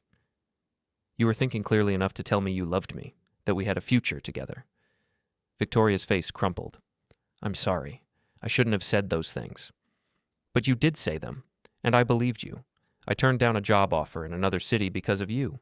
I told my family about you. I rearranged my whole life for us. I never asked you to do that. You didn't have to ask. That's what people do when they're in love. They make sacrifices. I'd heard enough. I took the phone from Victoria. Trevor, it's James. Silence. Then, of course you're there, listening to everything. This ends now. No more calls from unknown numbers. No more attempts to contact her. We're done with this conversation. You can't control her forever. Eventually she'll remember what we had. What you had was an affair built on lies. It wasn't real. And it's over. I hung up before he could respond. Blocked the number. Handed the phone back to Victoria. She was crying. I'm so sorry. I never told him to change his life for me. I never promised him anything definite. But you let him believe it. You fed him just enough hope to keep him hooked. I didn't mean to. I was just caught up in it. That's not an excuse. I know it's not. She went upstairs. I heard the shower running, then the guest room door closing. She was giving me space, trying to show respect for my pain. But I didn't feel pain anymore, just cold calculation. Saturday morning, I called Frank. I need you to do something for me. Name it. Trevor Hastings. I want information on his job, his finances, his reputation, everything that matters to him. You planning to go after him? I'm planning to make sure he understands the cost of his choices. I'll have it for you by Monday. That afternoon, Victoria suggested we go to therapy. She'd found a marriage counselor, made an appointment for the following week. I want to do this right, she said. I want us to heal properly. Okay, I agreed. She looked surprised. Really, you'll go? If it's important to you. It is. Thank you. She hugged me, holding on longer than necessary. I let her, feeling nothing. Sunday, we went to her mother's house for lunch. Patricia was cool but civil. She'd clearly decided to support her daughter through this, but the disappointment was evident in every word. How are you two doing? She asked as we ate. Taking it day by day, Victoria said. We're going to counseling. That's good. Professional help is important. Patricia looked at me. And you, James? How are you handling everything? I'm fine, I said. Processing. If you need to talk, I'm here. For both of you. I nodded, knowing I'd never take her up on that offer. After lunch, Victoria and her mother went to the garden to look at some new plants. I stayed inside, looking at family photos on the walls. Victoria as a child, as a teenager, on her wedding day, smiling in every picture. When had she learned to lie so easily? Or had she always been capable of it, and I just never noticed? Patricia came back inside alone. Victoria's getting some cuttings from the rose bush. Gives us a minute to talk. Okay. I want you to know something, James. Whatever you decide to do, stay, leave, forgive, don't forgive, I'll understand. You don't owe her anything after what she's done. She's your daughter. And she's wrong. What she did was wrong. I love her, but I can see reality. You have every right to walk away. I haven't decided yet. Take your time. Just don't let guilt make your decision for you. Don't stay because you think it's the right thing to do. Stay because you want to. Victoria came back in with a handful of rose cuttings. The conversation shifted to gardening, to neutral topics. We left an hour later. In the car, Victoria was quiet. Finally, she said, "What did my mom say to you?" She asked how I was doing. That's all? That's all. She didn't believe me, but she didn't push. That night, we watched a movie together. Victoria fell asleep halfway through, her head on my shoulder. I sat there, not moving, letting her sleep while I stared at the screen without seeing it. Monday morning, Frank sent his report. Trevor's job was stable, well paid. His finances were clean. His reputation among colleagues was solid. Everyone liked him, respected him. But there was one interesting detail. Trevor's ex-wife had left him for similar reasons Victoria was considering leaving me. He'd been too focused on work, too emotionally unavailable. She'd found someone else, someone who paid attention to her. The irony was almost poetic. Trevor had lost his wife for the same neglect he'd accused me of, and now he'd tried to take mine. I forwarded the information to my personal email, added it to my growing file, then I made a decision. Trevor needed to understand that this wasn't over, that threatening me, pursuing Victoria after being warned, those actions had consequences. That evening I drove to the Blue House. It was dark, except for lights in the living room. The Lexus sat in the driveway. I parked down the street and walked up, rang the doorbell. Scout started barking immediately. Trevor opened the door, saw me, and his expression hardened. "What do you want?" "To talk." "We already talked." "We talked at your office. Now we talk here." He hesitated, then stepped aside. 5 minutes. I walked in. The house was nice. Modern furniture, clean lines, obviously professionally decorated. Photos of Trevor with friends, with Scout, on hiking trails. A life carefully curated to look perfect. "Nice place," I said. "Thanks. Your 5 minutes started." "I need you to understand something, Trevor. This isn't just about Victoria, it's about respect, about boundaries, about understanding that some lines shouldn't be crossed." "I get it. I messed up. I crossed a line. You've made your point." "Have I?" "Because you called her again Friday night, from a different number, after I explicitly told you to stay away. I needed closure. You needed to feel like you had some control, some power in a situation where you'd lost everything." I looked around the room.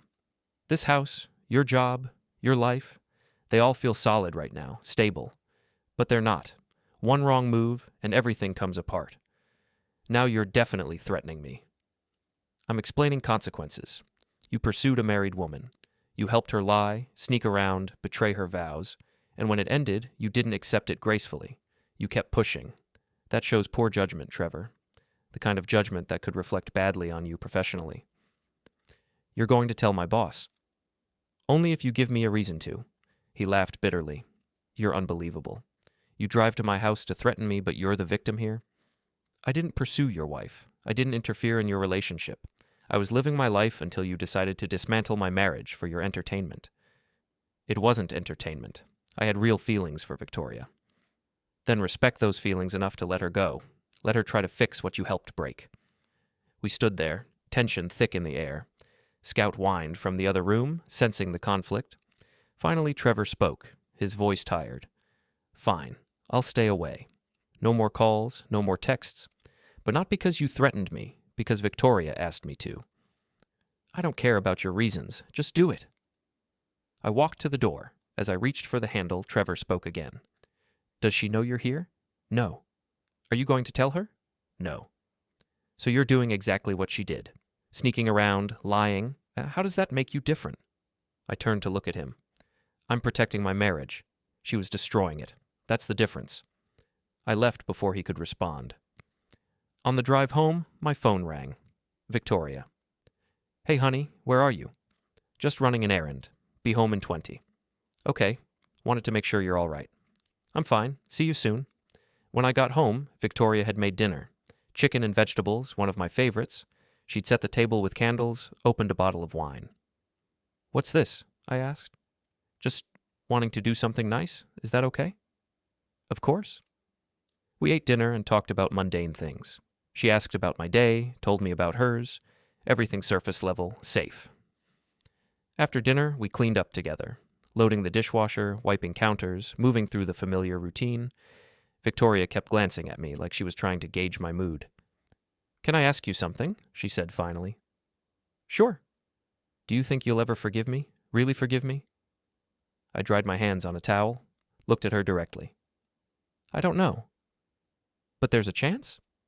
Maybe, if you prove you're serious about this. About us. She nodded, tears forming. I'll prove it, I promise. But I'd already seen who she really was, and no amount of proving could change that. The therapy session was scheduled for Wednesday at 4 p.m. Victoria had been nervous all week, asking what I planned to say, whether I'd be honest about my feelings. I'll be honest, I told her. That's the point of therapy, right? She nodded, but I could see the fear in her eyes. She was worried I'd say something unforgivable, something that would end us permanently. She had no idea that end was already decided. Dr. Ellen Martinez's office was in a professional building downtown. Neutral colors, comfortable furniture, boxes of tissues strategically placed. Victoria and I sat on a couch while Dr. Martinez settled into her chair across from us. Thank you both for coming, she said. I know this isn't easy. Why don't we start with each of you telling me, in your own words, why you're here? Victoria spoke first. Explained the affair, her remorse, her desire to rebuild our marriage. She cried while talking, her voice breaking multiple times. Dr. Martinez listened without judgment, then turned to me. James, your perspective? My wife had a 6-month affair with another man. She lied to me repeatedly, spent our money on him, planned a future with him. Now she says she wants to fix our marriage. I'm here to determine if that's possible. And what do you think? Is it possible? I don't know yet. What would need to happen for you to believe it's possible? I thought carefully. Complete honesty, absolute transparency, and time. Lots of time. Dr. Martinez nodded. Victoria, how do you feel about those requirements? I'll do anything, whatever James needs. Even if it's uncomfortable? Even if it means facing difficult truths about yourself? Yes. We spent an hour talking through the timeline, the betrayal, the impact on our marriage. Dr. Martinez asked probing questions, made us confront uncomfortable realities. Victoria cried through most of it. I remained calm, analytical, controlled. Near the end of the session, Dr. Martinez looked at me directly. James, I have to ask, you seem very composed, very rational about all this. But betrayal like this usually creates intense emotional pain. Where is yours? I process internally. That's fine. But at some point, you'll need to let Victoria see that pain. Otherwise, she can't fully understand the impact of her actions. I'll keep that in mind. After the session, we walked to the car in silence. Victoria finally spoke as I started the engine. That was harder than I thought it would be. Therapy usually is. Dr. Martinez is good, though. I think she can help us. Maybe. You don't sound convinced. I'm reserving judgment. We drove home. Victoria made dinner while I changed clothes. Everything felt mechanical, routine. We were going through the motions of a couple trying to heal, but I could see the cracks widening. That night, Victoria tried to be intimate again, started kissing me, touching me, trying to reconnect physically. I let her, participated, but felt detached, like I was watching from outside my own body. Afterward, she lay against my chest, crying quietly. What's wrong? I asked, though I knew. You're not here. Physically you're here, but mentally you're somewhere else. I'm trying. I know. I miss you. The real you. The way you used to look at me. That person trusted you. I don't know if he exists anymore. She cried harder. Eventually fell asleep. I lay awake, staring at the ceiling, thinking about the next phase.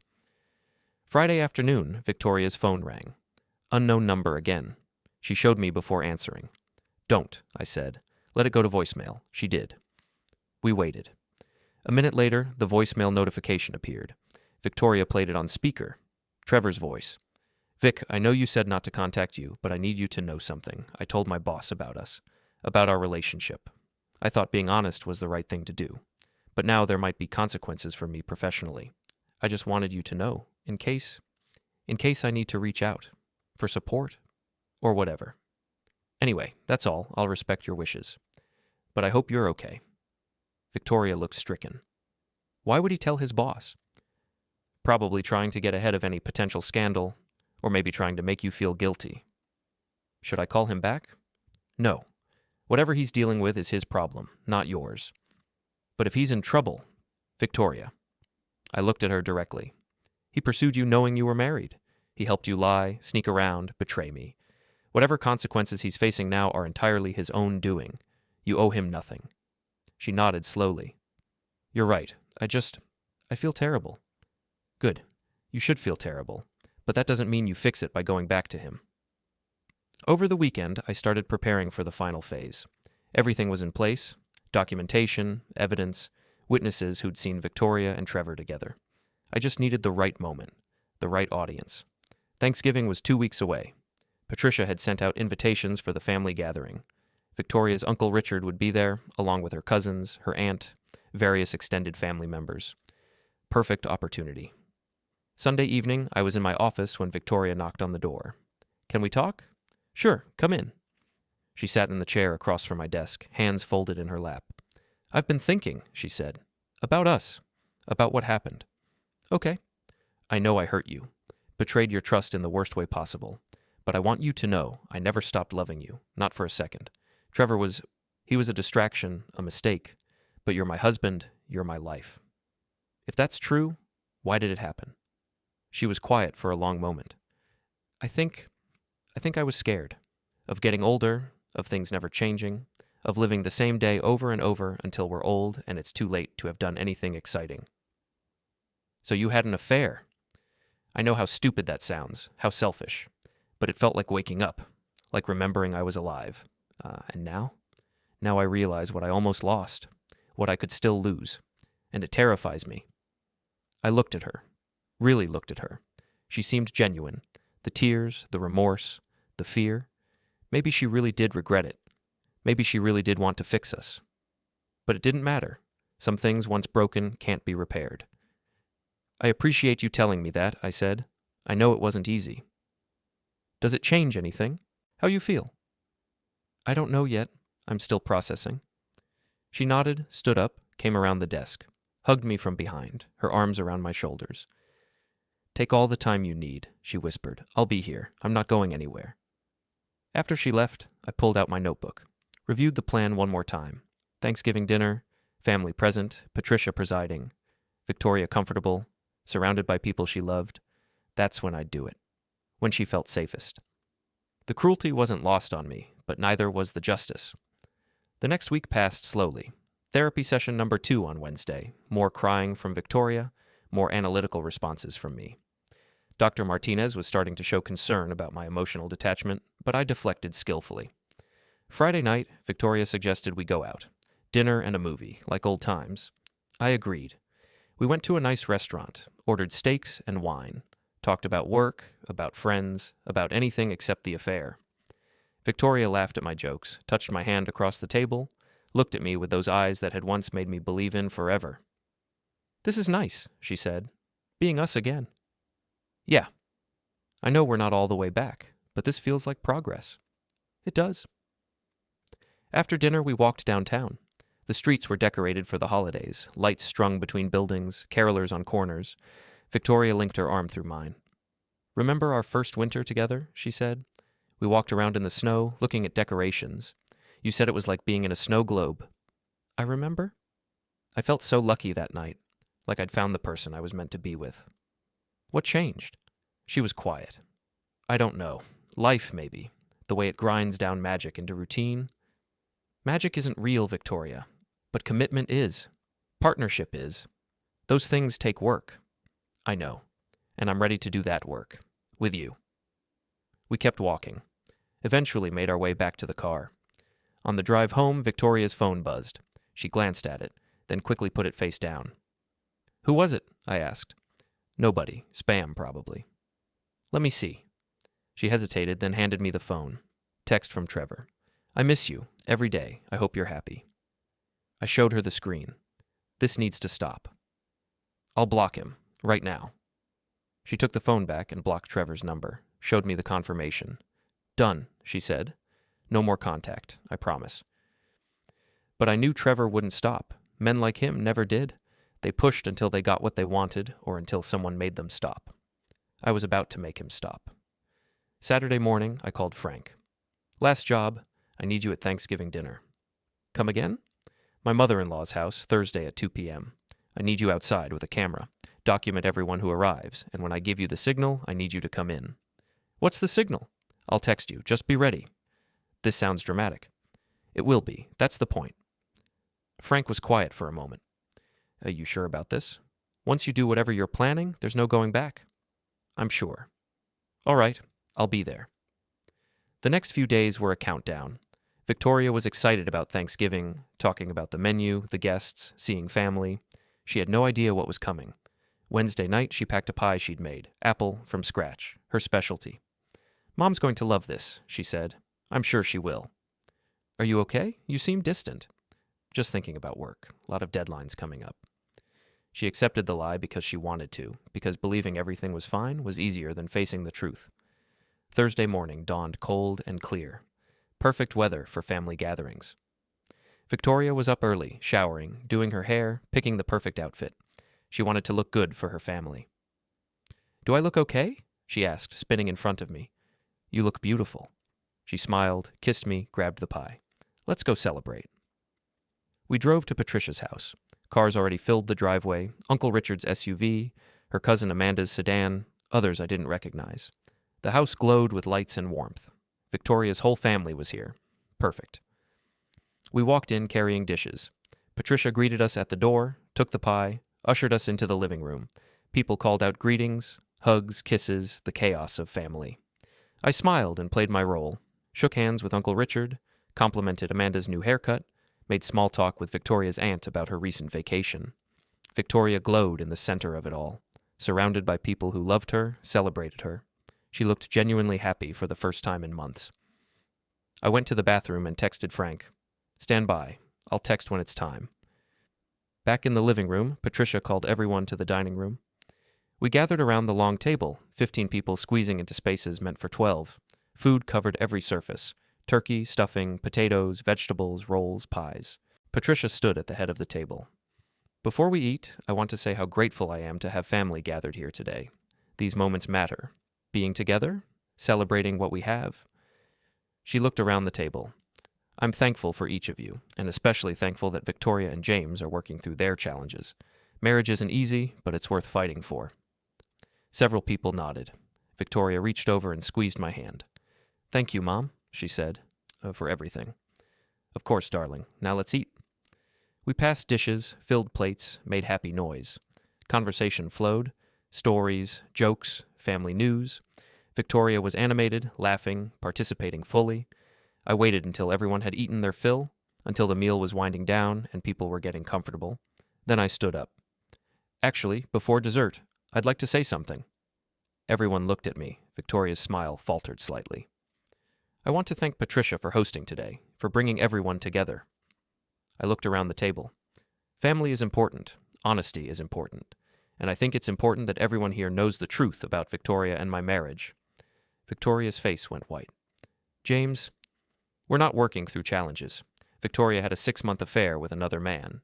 She lied to me repeatedly, spent our money on him, planned a future with him. The only reason it ended is because her mother caught them together. The room went silent. Everyone stared. Uncle Richard's fork clattered against his plate. Patricia stood up. James, this isn't... She canceled our anniversary weekend to spend it in a hotel with him. She told me she had a work emergency while she was really in his arms. She looked me in the eye every single day and lied. Victoria was shaking. Stop. Please stop. Why? You wanted to fix our marriage. Part of fixing it is facing what you did, facing the consequences. Not like this, not in front of everyone. Why not? They should know who you really are. I pulled out my phone, brought up one of Frank's photos, Victoria and Trevor kissing in the botanical gardens, held it up for everyone to see. This is your daughter, Patricia. Your cousin, Amanda. Your niece, Richard. This is who she is when nobody's watching. Victoria stood up so fast her chair fell over. How dare you? How dare I? How dare you? You destroyed our marriage and now you want to hide it? Pretend it didn't happen? I made a mistake. I'm sorry. But this... She gestured at the table, at her horrified family. This is cruel. You're right. It is cruel. Now you know how it feels. I texted Frank. Now. A moment later, the doorbell rang. Patricia, still in shock, went to answer it. Frank stood on the porch with his camera and a manila envelope. Delivery for James Harrison, he said. That's me. I walked to the door, took the envelope. Thank you. Frank handed it over and left. I walked back to the dining room and emptied the envelope onto the table. Dozens of photos scattered across the remains of dinner.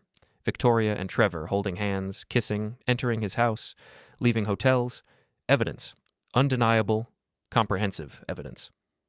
Victoria collapsed back into her chair, sobbing. Her family stared at the photos, then at her, then at me. Uncle Richard spoke first. Jesus Christ, Victoria. I know, she gasped. I know, okay? I know what I did. You lied to all of us, Amanda said. You made us believe your marriage was fine. It was a mistake. A 6-month mistake? Patricia's voice was sharp. That's not a mistake. That's a choice. Multiple choices.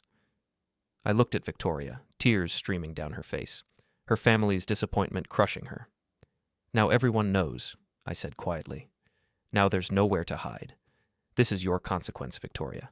This is what betrayal looks like when it's dragged into the light. Are you satisfied? She whispered. Is this what you wanted? I wanted a faithful wife, a partner, someone who kept her vows. But I didn't get that. So yes, this will have to do. I walked out of the dining room, through the living room, out the front door. Behind me, I could hear chaos erupting, voices raised, accusations flying. Victoria sobbing. I got in my car and drove away. My phone started ringing immediately. Victoria, Patricia, even Amanda. I ignored all of them. I'd done what I set out to do. Exposed the truth. Made sure Victoria faced real consequences. Made sure her family knew who she really was. The satisfaction was cold, sharp, perfect. I drove to a hotel, not the one from our anniversary weekend, somewhere new, checked in, went to my room, and sat on the bed. My phone kept ringing. Text messages piled up. Victoria begging me to come back, to talk, to let her explain. Patricia demanding I answer. Family members confused, angry, wanting clarity. I turned off my phone and stared at the wall. It was done. The mask had fallen. Victoria's perfect image, her careful facade, all of it shattered in front of the people whose opinions mattered most to her. She'd wanted excitement, wanted to feel alive. Now she'd feel exactly what I'd felt. Exposed, betrayed, alone. And Trevor? He was next. But for tonight, I sat in silence and let the chaos unfold without me. This was my revenge. Cold, calculated, and absolutely complete. I stayed at the hotel for 3 days. My phone remained off. I didn't check emails, didn't look at social media, didn't engage with the outside world at all. I ordered room service, watched mindless television, and let the silence settle around me like a blanket. On Sunday morning, I finally turned my phone back on. 147 missed calls, 236 text messages, 17 voicemails. I scrolled through them methodically, reading without responding. Victoria had sent 63 messages. The first ones were desperate, begging me to come home. Then angry, accusing me of cruelty. Then resigned, asking if I was safe. The most recent one, from an hour ago. I know you're reading these. Please just tell me you're okay. Patricia had called 22 times. Her voicemails were controlled but firm. James, this is unacceptable. Whatever issues you have with Victoria, humiliating her in front of her entire family is not the answer. Call me immediately. Uncle Richard had texted once. That was harsh, man. She deserved consequences, but maybe not like that. Hope you're all right, though. Amanda sent a longer message. I don't know what to say. Part of me thinks Victoria had it coming, but part of me thinks you went too far. Either way, this family is a mess now.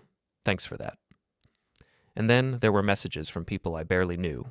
Victoria's coworkers who'd heard through the grapevine, mutual friends demanding explanations, even my own boss asking if everything was okay because Victoria had called the office looking for me.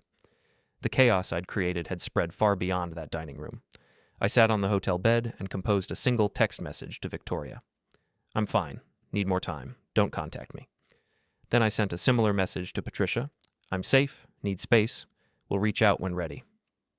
I turned my phone back off before the responses could flood in. That afternoon, I checked out of the hotel and drove to my college roommate's place upstate. Brian lived in a small town 3 hours away, worked as a teacher, kept his life simple and drama-free. I texted him before turning off my phone again. Can I crash at your place for a few days? We'll explain when I get there. His response had been immediate. Doors always open, man. Brian lived in a modest house on a quiet street. He answered the door in jeans and a sweatshirt, beer in hand, looking exactly like he had in college except for some gray at his temples. You look terrible, he said. Feel worse. Come in. Beer's in the fridge. We sat in his living room. I told him everything, the affair, the investigation, the confrontation at Thanksgiving. Brian listened without interrupting, occasionally shaking his head. When I finished, he was quiet for a long time. That's heavy, he finally said. Yeah. So what now? You getting a lawyer? Eventually. First I needed to get away. Clear my head. You can stay as long as you need. Guest room's yours. Thanks. We drank beer and watched football. Didn't talk about Victoria, didn't talk about anything important. Just existed in the comfortable silence of old friendship. That night, lying in Brian's guest room, I finally let myself feel something beyond cold satisfaction. The weight of what I'd done settled on me. The public humiliation, the family destroyed, the irreparable damage. Part of me felt justified. Victoria had betrayed me, lied to me, made me look like a fool for 6 months. She deserved consequences. But another part, a smaller, quieter part, wondered if I'd gone too far. If exposing her in front of her entire family had been justice or just cruelty. I pushed the thought away and tried to sleep. Monday morning, I turned my phone on long enough to check messages. Victoria had stopped texting. Patricia had sent one more voicemail, her voice strained. James, please. Victoria is not doing well. I'm worried about her. I know you're angry, but she needs help. We need to talk about this. I deleted the voicemail without responding. Brian left for work, and I spent the day walking around his small town. It was the kind of place where everyone knew everyone, where life moved slowly and predictably. The opposite of the chaos I'd left behind.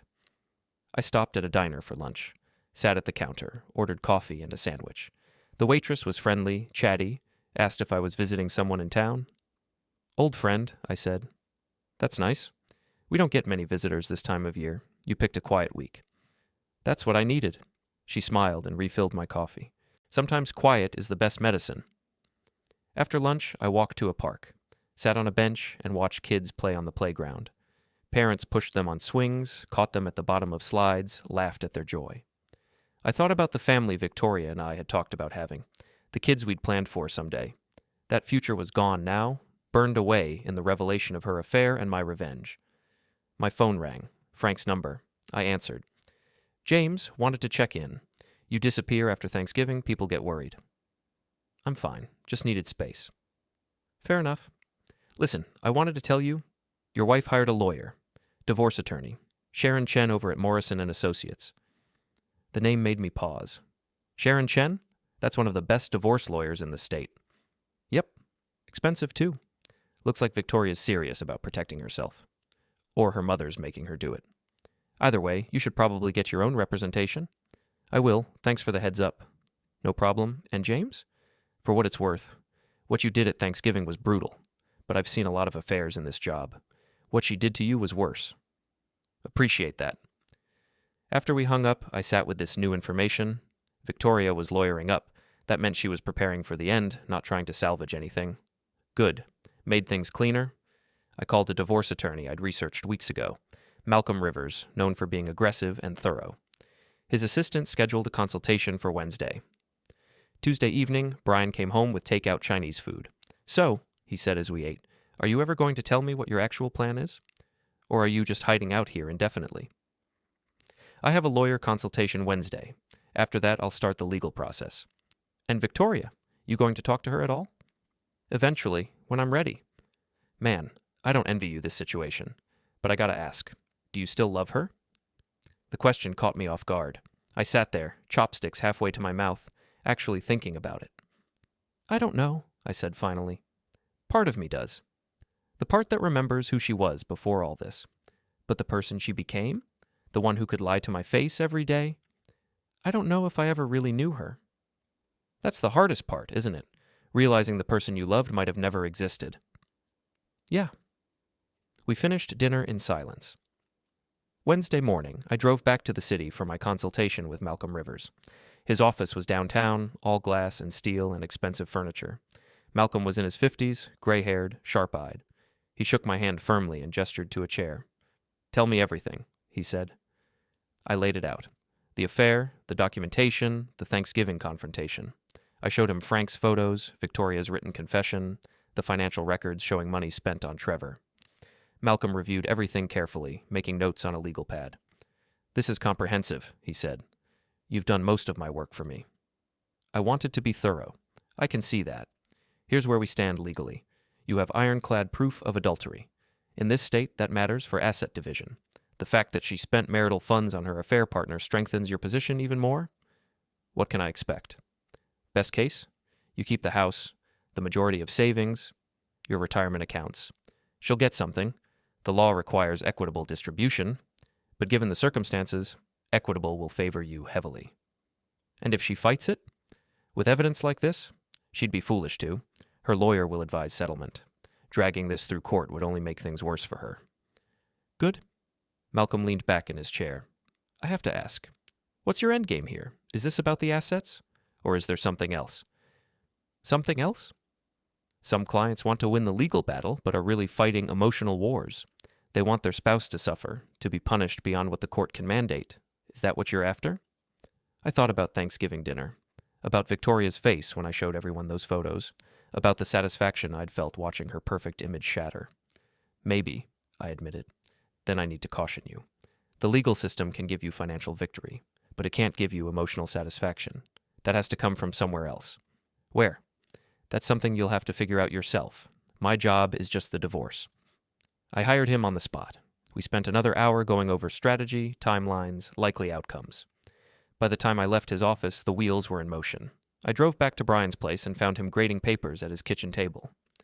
How'd it go? He asked. Lawyer's good. He thinks we'll settle out of court. That's something, at least. Less ugly that way. Maybe. That evening, I finally called Victoria. She answered on the first ring.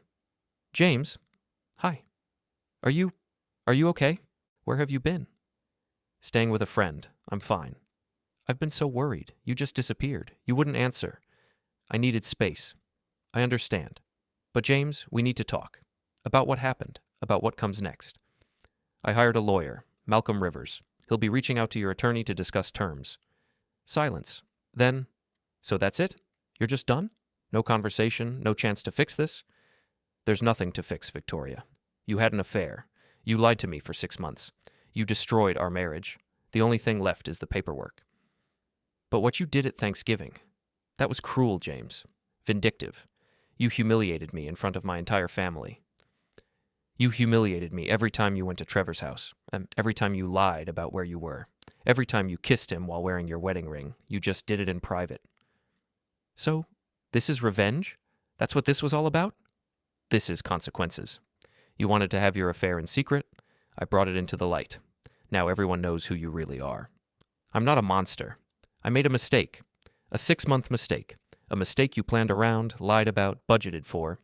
That's not a mistake, Victoria. That's a choice. Multiple choices. And now you live with them. My family won't talk to me. My mother is barely speaking to me. I had to take a leave from work because the gossip got so bad. You destroyed my life. No. You destroyed your own life. I just made sure everyone could see the wreckage. She was crying now. I could hear it in her voice, the tears and the pain. I'm sorry, she whispered. I'm so sorry. I never wanted to hurt you like this. But you did hurt me, and I'm done pretending it doesn't matter. What about everything we built together? 8 years, James. 8 years of our lives. Does that mean nothing? It meant everything, until you decided it didn't. That's not fair. None of this is fair. But it's what we have now. So we move forward with the divorce, divide the assets, and go our separate ways. Just like that? Just like that? More silence.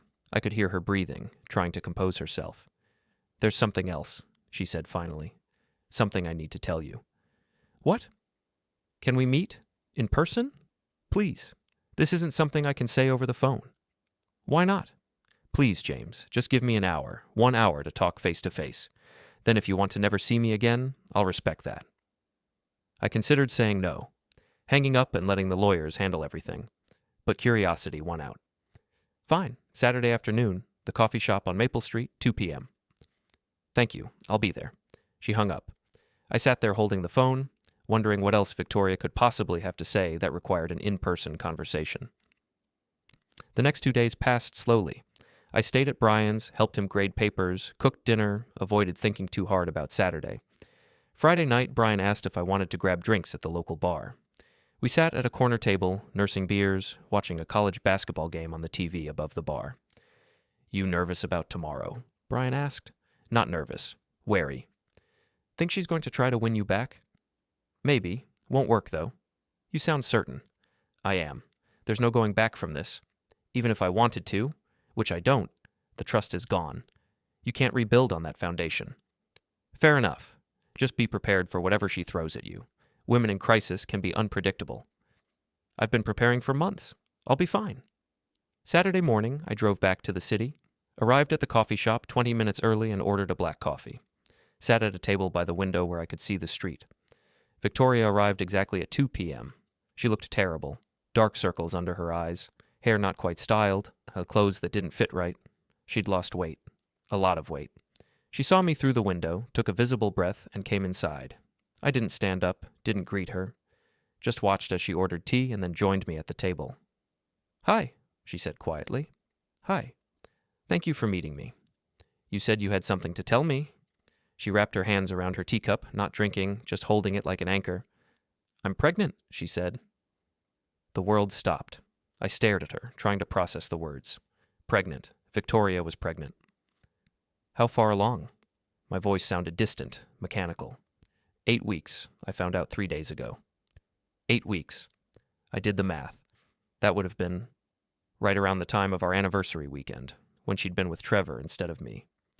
Is it mine? I asked, though I already knew the answer. Victoria's face crumpled. I don't know. Those 3 words hung in the air between us like a grenade waiting to explode. You don't know, I repeated. I was with both of you during that time frame. It could be either. Don't. My voice was sharp. Don't sit there and tell me you don't know who the father is like it's just some minor detail. I'm sorry. Are you serious right now? After everything, after the affair, the lies, the humiliation, now you're pregnant and you don't even know if it's mine? I know how this sounds. Do you? Do you really? Because from where I'm sitting, this sounds like the final insult, the last possible way you could betray me. Victoria was crying again, tears streaming down her face. I didn't plan this. I didn't want this. But it's happening, and I need you to know. Why? Why do I need to know? So I can wait around while you figure out paternity? So I can play house while you carry another man's baby? I don't know if it's his, but it might be. There's a 50% chance, maybe higher, that you're carrying Trevor Hastings' child. And you thought I needed to know this why? Because you're my husband. Because you deserve the truth. The truth? I laughed, but there was no humor in it. You wouldn't know truth if it hit you in the face. You've been lying for so long you don't even realize you're doing it. That's not fair. Stop telling me what's fair. You don't get to decide that anymore. People in the coffee shop were starting to stare. I lowered my voice, leaned forward. Here's what's going to happen, I said quietly, precisely. You're going to get a paternity test, as soon as medically possible. If it's mine, we'll discuss arrangements. If it's Trevor's, you can deal with that on your own. Either way, the divorce proceeds. There is no scenario where we stay together. James, please. Does Trevor know? She shook her head. No, I haven't told him. Well, you better, because there's a chance he's about to be a father. He should probably know that. I'm scared, she whispered. I'm so scared. I don't know what to do. That's not my problem anymore. I stood up, pulled out my wallet, dropped a 10 on the table for my coffee. Wait, Victoria said, reaching for my arm. Please don't leave like this. I pulled my arm away. You wanted to tell me. You told me. Now I'm leaving. Will you at least think about it? About the possibility that this baby is yours? I looked down at her. This woman I'd loved. This woman who'd destroyed everything we'd built. I don't have to think about it, I said, because even if that baby is biologically mine, I want nothing to do with it, not if it means staying connected to you. Her face went white. You don't mean that. I mean every word. Get the paternity test. Have your lawyer send the results to my lawyer. That's the only communication I want from you going forward. I walked out before she could respond. Got in my car and drove away, hands shaking on the steering wheel. Pregnant. Victoria was pregnant with a baby that might not be mine. The revelation sat in my chest like a stone. Heavy, cold, immovable. I drove back to Brian's place and told him everything. Holy hell, he said when I finished. I don't even know what that is. A nightmare. So what are you going to do? Exactly what I told her. Wait for the paternity test. Deal with the results. Move forward with the divorce. And if the baby's yours, then I'll have a lawyer draw up custody arrangements that keep my interaction with Victoria to an absolute minimum. That's going to be hard.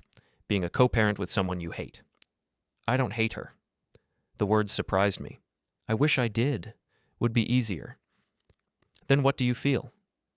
I thought about it. About Victoria sitting in that coffee shop, terrified and alone, carrying a baby that might be mine or might be her lover's.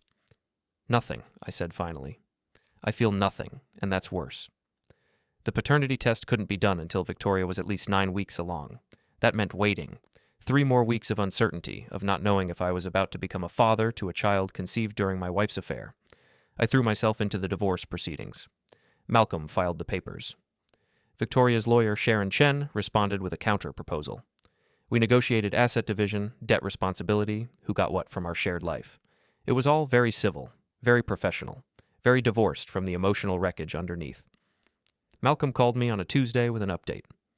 Sharon's proposing a 50-50 split of everything, house, savings, retirement accounts, standard no-fault arrangement. No. James? She had an affair. She spent our money on her lover. She destroyed the marriage.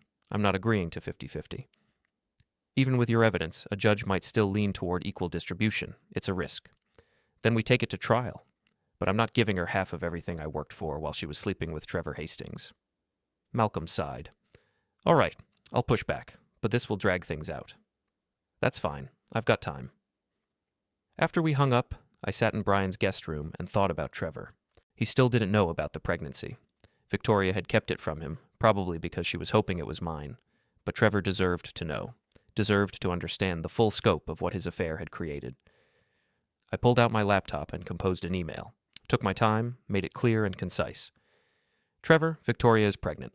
She doesn't know if you're the father or if I am. Thought you should know what your affair might have produced. She's getting a paternity test in 3 weeks. Congratulations. You might be a dad, James Harrison. I sent it before I could second-guess myself. 2 hours later, my phone rang. Unknown number. I answered. You have to be kidding me. Trevor's voice tight with panic. Not kidding. She told me last Saturday. And you just emailed me about it. Who does that? Someone who thinks you should know. This involves you, Trevor. You were half of the affair. Makes sense you're half of the consequences. I'm not ready to be a father. Should have thought about that before sleeping with another man's wife. We were careful. Clearly not careful enough.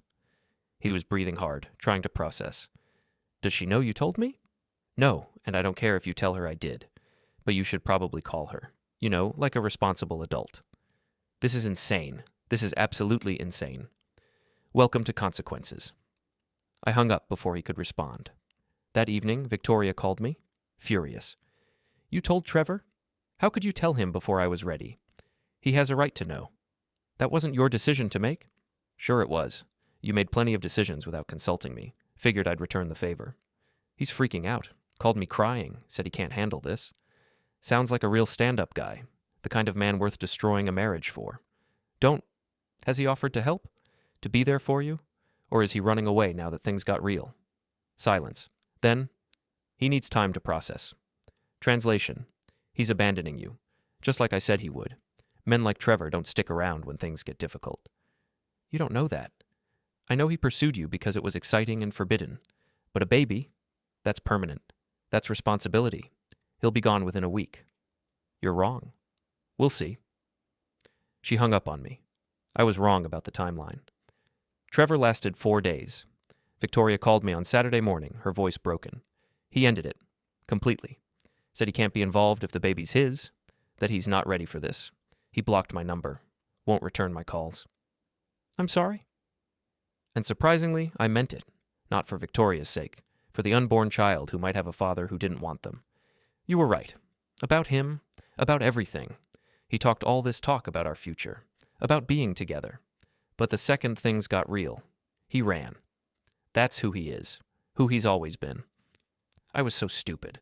I gave up everything for someone who didn't actually want me, just the idea of me. Yeah. And now I'm pregnant and alone and everyone hates me and I don't know what to do.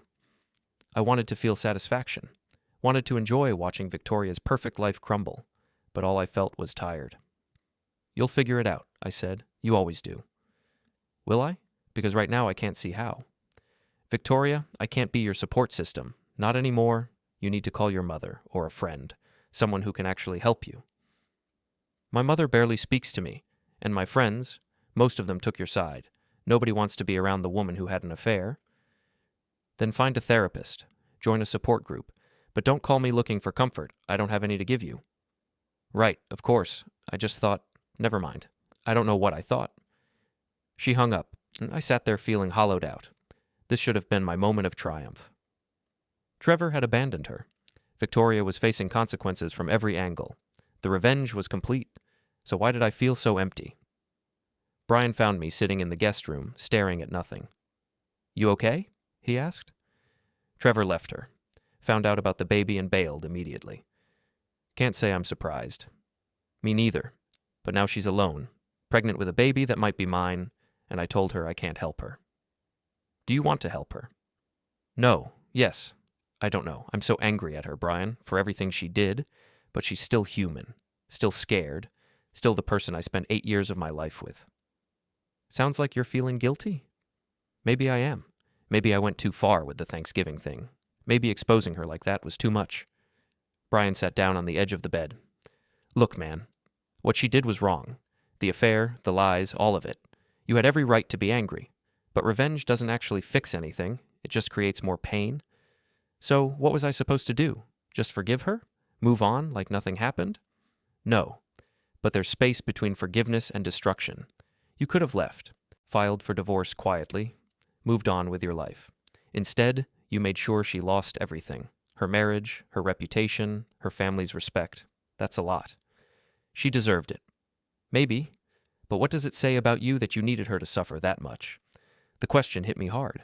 I'd spent months planning, documenting, preparing my revenge. I'd thought about it constantly, refined it, perfected it, and when I finally executed at Thanksgiving, I'd felt satisfied. But now I just felt empty. I don't know what it says about me, I admitted. Nothing good, probably. Here's what I think. I think you're a good guy who got hurt really badly. And instead of processing that hurt, you turned it into something cold and calculating. You became someone you're not. Who am I then? That's what you need to figure out. Because this version, the one obsessed with making Victoria pay, that's not sustainable. I knew he was right, but I didn't know how to be anyone else anymore. The next week passed slowly. I met with Malcolm twice to discuss strategy. Victoria's lawyer was still pushing for equal division. Malcolm wanted to settle. I wanted to fight. This will cost you more in legal fees than you'll gain in assets, Malcolm warned. I don't care. It's the principle. The principal is going to bankrupt you emotionally and financially. Then that's my choice to make. Malcolm sighed but didn't argue further. On Thursday, Frank called with interesting news. Trevor Hastings is looking for a new job, posted his resume on 3 different employment sites. Running away? Looks like it. Guy can't handle the heat, wants to start fresh somewhere new. Can't say I blame him. You want me to keep monitoring? No, I'm done with Trevor. He's Victoria's problem now, or not her problem since he abandoned her. Fair enough. What about the wife? What about her? You still want surveillance on her movements? No. Cancel everything. The revenge is over. You sure? Yeah, I'm sure. After I hung up, I felt lighter somehow, like cutting Trevor loose had freed up space in my head. That evening, Patricia called. First time we'd spoken since Thanksgiving. James, we need to talk. Hello, Patricia. Don't hello me. What you did to my daughter was unconscionable. Your daughter had a 6-month affair. I just made sure everyone knew about it. By humiliating her in front of her entire family, on Thanksgiving, that was cruel, James. Unforgivable. So is adultery. 2 wrongs don't make a right. Maybe not, but it makes us even. Patricia was quiet for a moment. When she spoke again, her voice was softer. She's pregnant. Did you know? I know. And you're not even going to try to work things out, to be there for your child? I don't know if it's my child. There's a 50% chance it's Trevor's. But there's also a 50% chance it's yours? Doesn't that matter to you? Of course it matters. But I won't stay in a toxic marriage for the sake of a baby. That helps no one. So you'll just leave her to handle this alone? She made her choices. She destroyed our marriage. These are the consequences. She's my daughter, James. I love her. But I'm not blind. She was wrong. What she did was terrible. But what you did back to her, that was terrible too. You've both become people I don't recognize. Then I guess that makes 3 of us who don't recognize each other anymore. Patricia sighed heavily. The paternity test is scheduled for next week. She wanted you to know. Malcolm will coordinate with her lawyer. You won't even be there when she finds out? No, I'll get the results from my attorney. James, was there anything else, Patricia? Another long silence. No, I suppose not. Take care of yourself. You too. She hung up. I sat there thinking about what she'd said, about becoming someone unrecognizable. Was that true? Had I changed so fundamentally that I wasn't who I used to be? Or maybe I was exactly who I'd always been. And Victoria's betrayal had just revealed it. The paternity test was performed on a Tuesday. Non-invasive, just blood work. Results would take 3 to 5 business days. I spent those days in a strange limbo, not quite moving forward, not quite stuck, just existing in the space between one life and another. Brian tried to keep me distracted. We went hiking, played video games, watched movies, but my mind kept drifting back to that test, to the baby that might or might not be mine. On Friday afternoon, Malcolm called. Results are in. Are you sitting down? My heart started pounding. Just tell me. The baby is yours. 99.9% certainty. You're the father, James. I sat down heavily on Brian's couch. Father. I was going to be a father. James? You still there? Yeah, I'm here. What does this mean? Legally? It means you have parental rights and responsibilities. Custody arrangements, child support, visitation, all of that will need to be worked out. And the divorce? Still proceeds, but now with a child involved, makes things more complicated. Of course it does. Have you thought about what you want, in terms of custody? I don't know. I need to process this first. Take your time, but not too much time. Victoria's lawyer will want to start negotiating soon. After we hung up, I sat there in shock. A baby. My baby. Growing inside a woman I could barely stand to look at. Brian came home and found me staring at nothing. You okay? It's mine. The baby. It's mine. Oh, wow. Okay. How do you feel about that? I don't know. Terrified, angry, confused, all of the above? That's a lot to process. Yeah. Are you going to tell Victoria you know? I don't know. Malcolm said her lawyer will reach out. Maybe I'll wait for that. But Victoria didn't wait for lawyers. She called me that evening, her voice tentative. Did you get the results? Yeah. So you know that it's yours? Yeah. Long pause. What do you want to do? About what? About everything. The baby, us, the future. There is no us, Victoria. The divorce still happens. But we'll need to figure out custody arrangements. I don't want to keep our child from you. I know I've done terrible things, but I won't use the baby as a weapon. Good. Because I will be involved. I will be a father to this child. But that doesn't change anything between us. I understand. Do you? Do you really understand that I will co-parent with you, but I will never forgive you? Never trust you? Never be more than a legal obligation? Yes. Her voice was small. I understand. Good. Have Sharon draw up a custody proposal. Malcolm will review it. Okay. I was about to hang up when she spoke again. James? What? For what it's worth, I'm sorry. For all of it. The affair, the lies, the hurt I caused. I know sorry doesn't fix anything, but I am. I know you are, but sorry doesn't make me feel any different. I know. I hung up. That weekend, I drove back to the city. Went to the house. My house, technically, since Victoria had moved out and was staying with her mother temporarily. I walked through the rooms we'd shared. The bedroom where we'd slept together for 6 years. The kitchen where we'd made breakfast. The living room where we'd watched movies and made plans. It all felt like a museum now. A monument to a life that no longer existed. I went to my office and pulled out the notebook. Read through my plan page by page. All the calculations, the strategies, the steps to bring Victoria down, I'd done it, executed perfectly. She'd lost her reputation, her family's respect, her lover's support. She was facing single motherhood, a contentious divorce, and the knowledge that she'd destroyed everything for nothing. I'd won, so why did it feel like losing? I took the notebook outside and lit it on fire in the grill on the back deck. Watched the pages curl and blacken, turning to ash. Then I went back inside and called Malcolm. I want to settle. Whatever Sharon's proposing, I'll accept. Just end this. Are you sure? We can get you a better deal? I don't care anymore. I just want it over. All right. I'll reach out to Sharon tomorrow. Next, I called Victoria. It's me. I'm settling the divorce. Whatever your lawyer proposed, I'll accept. Really? Why? Because I'm tired. Of fighting, of being angry, of thinking about revenge. I just want to move forward. Thank you. That's really generous. It's not generous. It's survival. For both of us.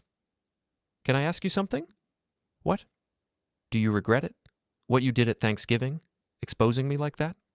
I thought about it honestly. No. You needed to face consequences. But I regret how much I enjoyed it. How much satisfaction I got from your pain. That's not who I want to be. Who do you want to be? I don't know yet, but not that guy. Not the one who plans revenge for months and executes it perfectly. That guy scares me. He scares me too. We sat in silence for a moment. What happens now? Victoria asked finally.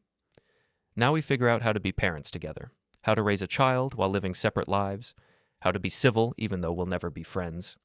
That sounds hard. It will be, but it's what we have. James? Yeah? For what it's worth. I think you'll be a good father. Despite everything, I know that about you. Thanks. After we hung up, I sat on the back deck and watched the sun set. Thought about the baby that would be born in 7 months, my son or daughter. A person who hadn't asked to be born into this mess. That child deserved better than parents who hated each other. Deserved better than growing up in the wreckage of a destroyed marriage. So I would be better. Not for Victoria, for the baby. The next few weeks passed in a blur of legal documents and logistics. The divorce settlement was finalized. Victoria got the house. I didn't want it anymore. Too many memories. I got the majority of our savings and my retirement accounts. We agreed to 50-50 custody once the baby was old enough. Malcolm seemed surprised by how reasonable I was being. Most people fight harder than this, he said, especially with your evidence. Most people don't have to co-parent with their ex-wife for the next 18 years. I'm thinking long-term. Fair point. The divorce was finalized in early February. I received the papers in the mail, signed them, sent them back. That quickly, 8 years of marriage became a legal footnote. I moved into an apartment downtown. 2 bedrooms, one for me, one for the baby when they visited. Started furnishing it, buying baby supplies, preparing for fatherhood.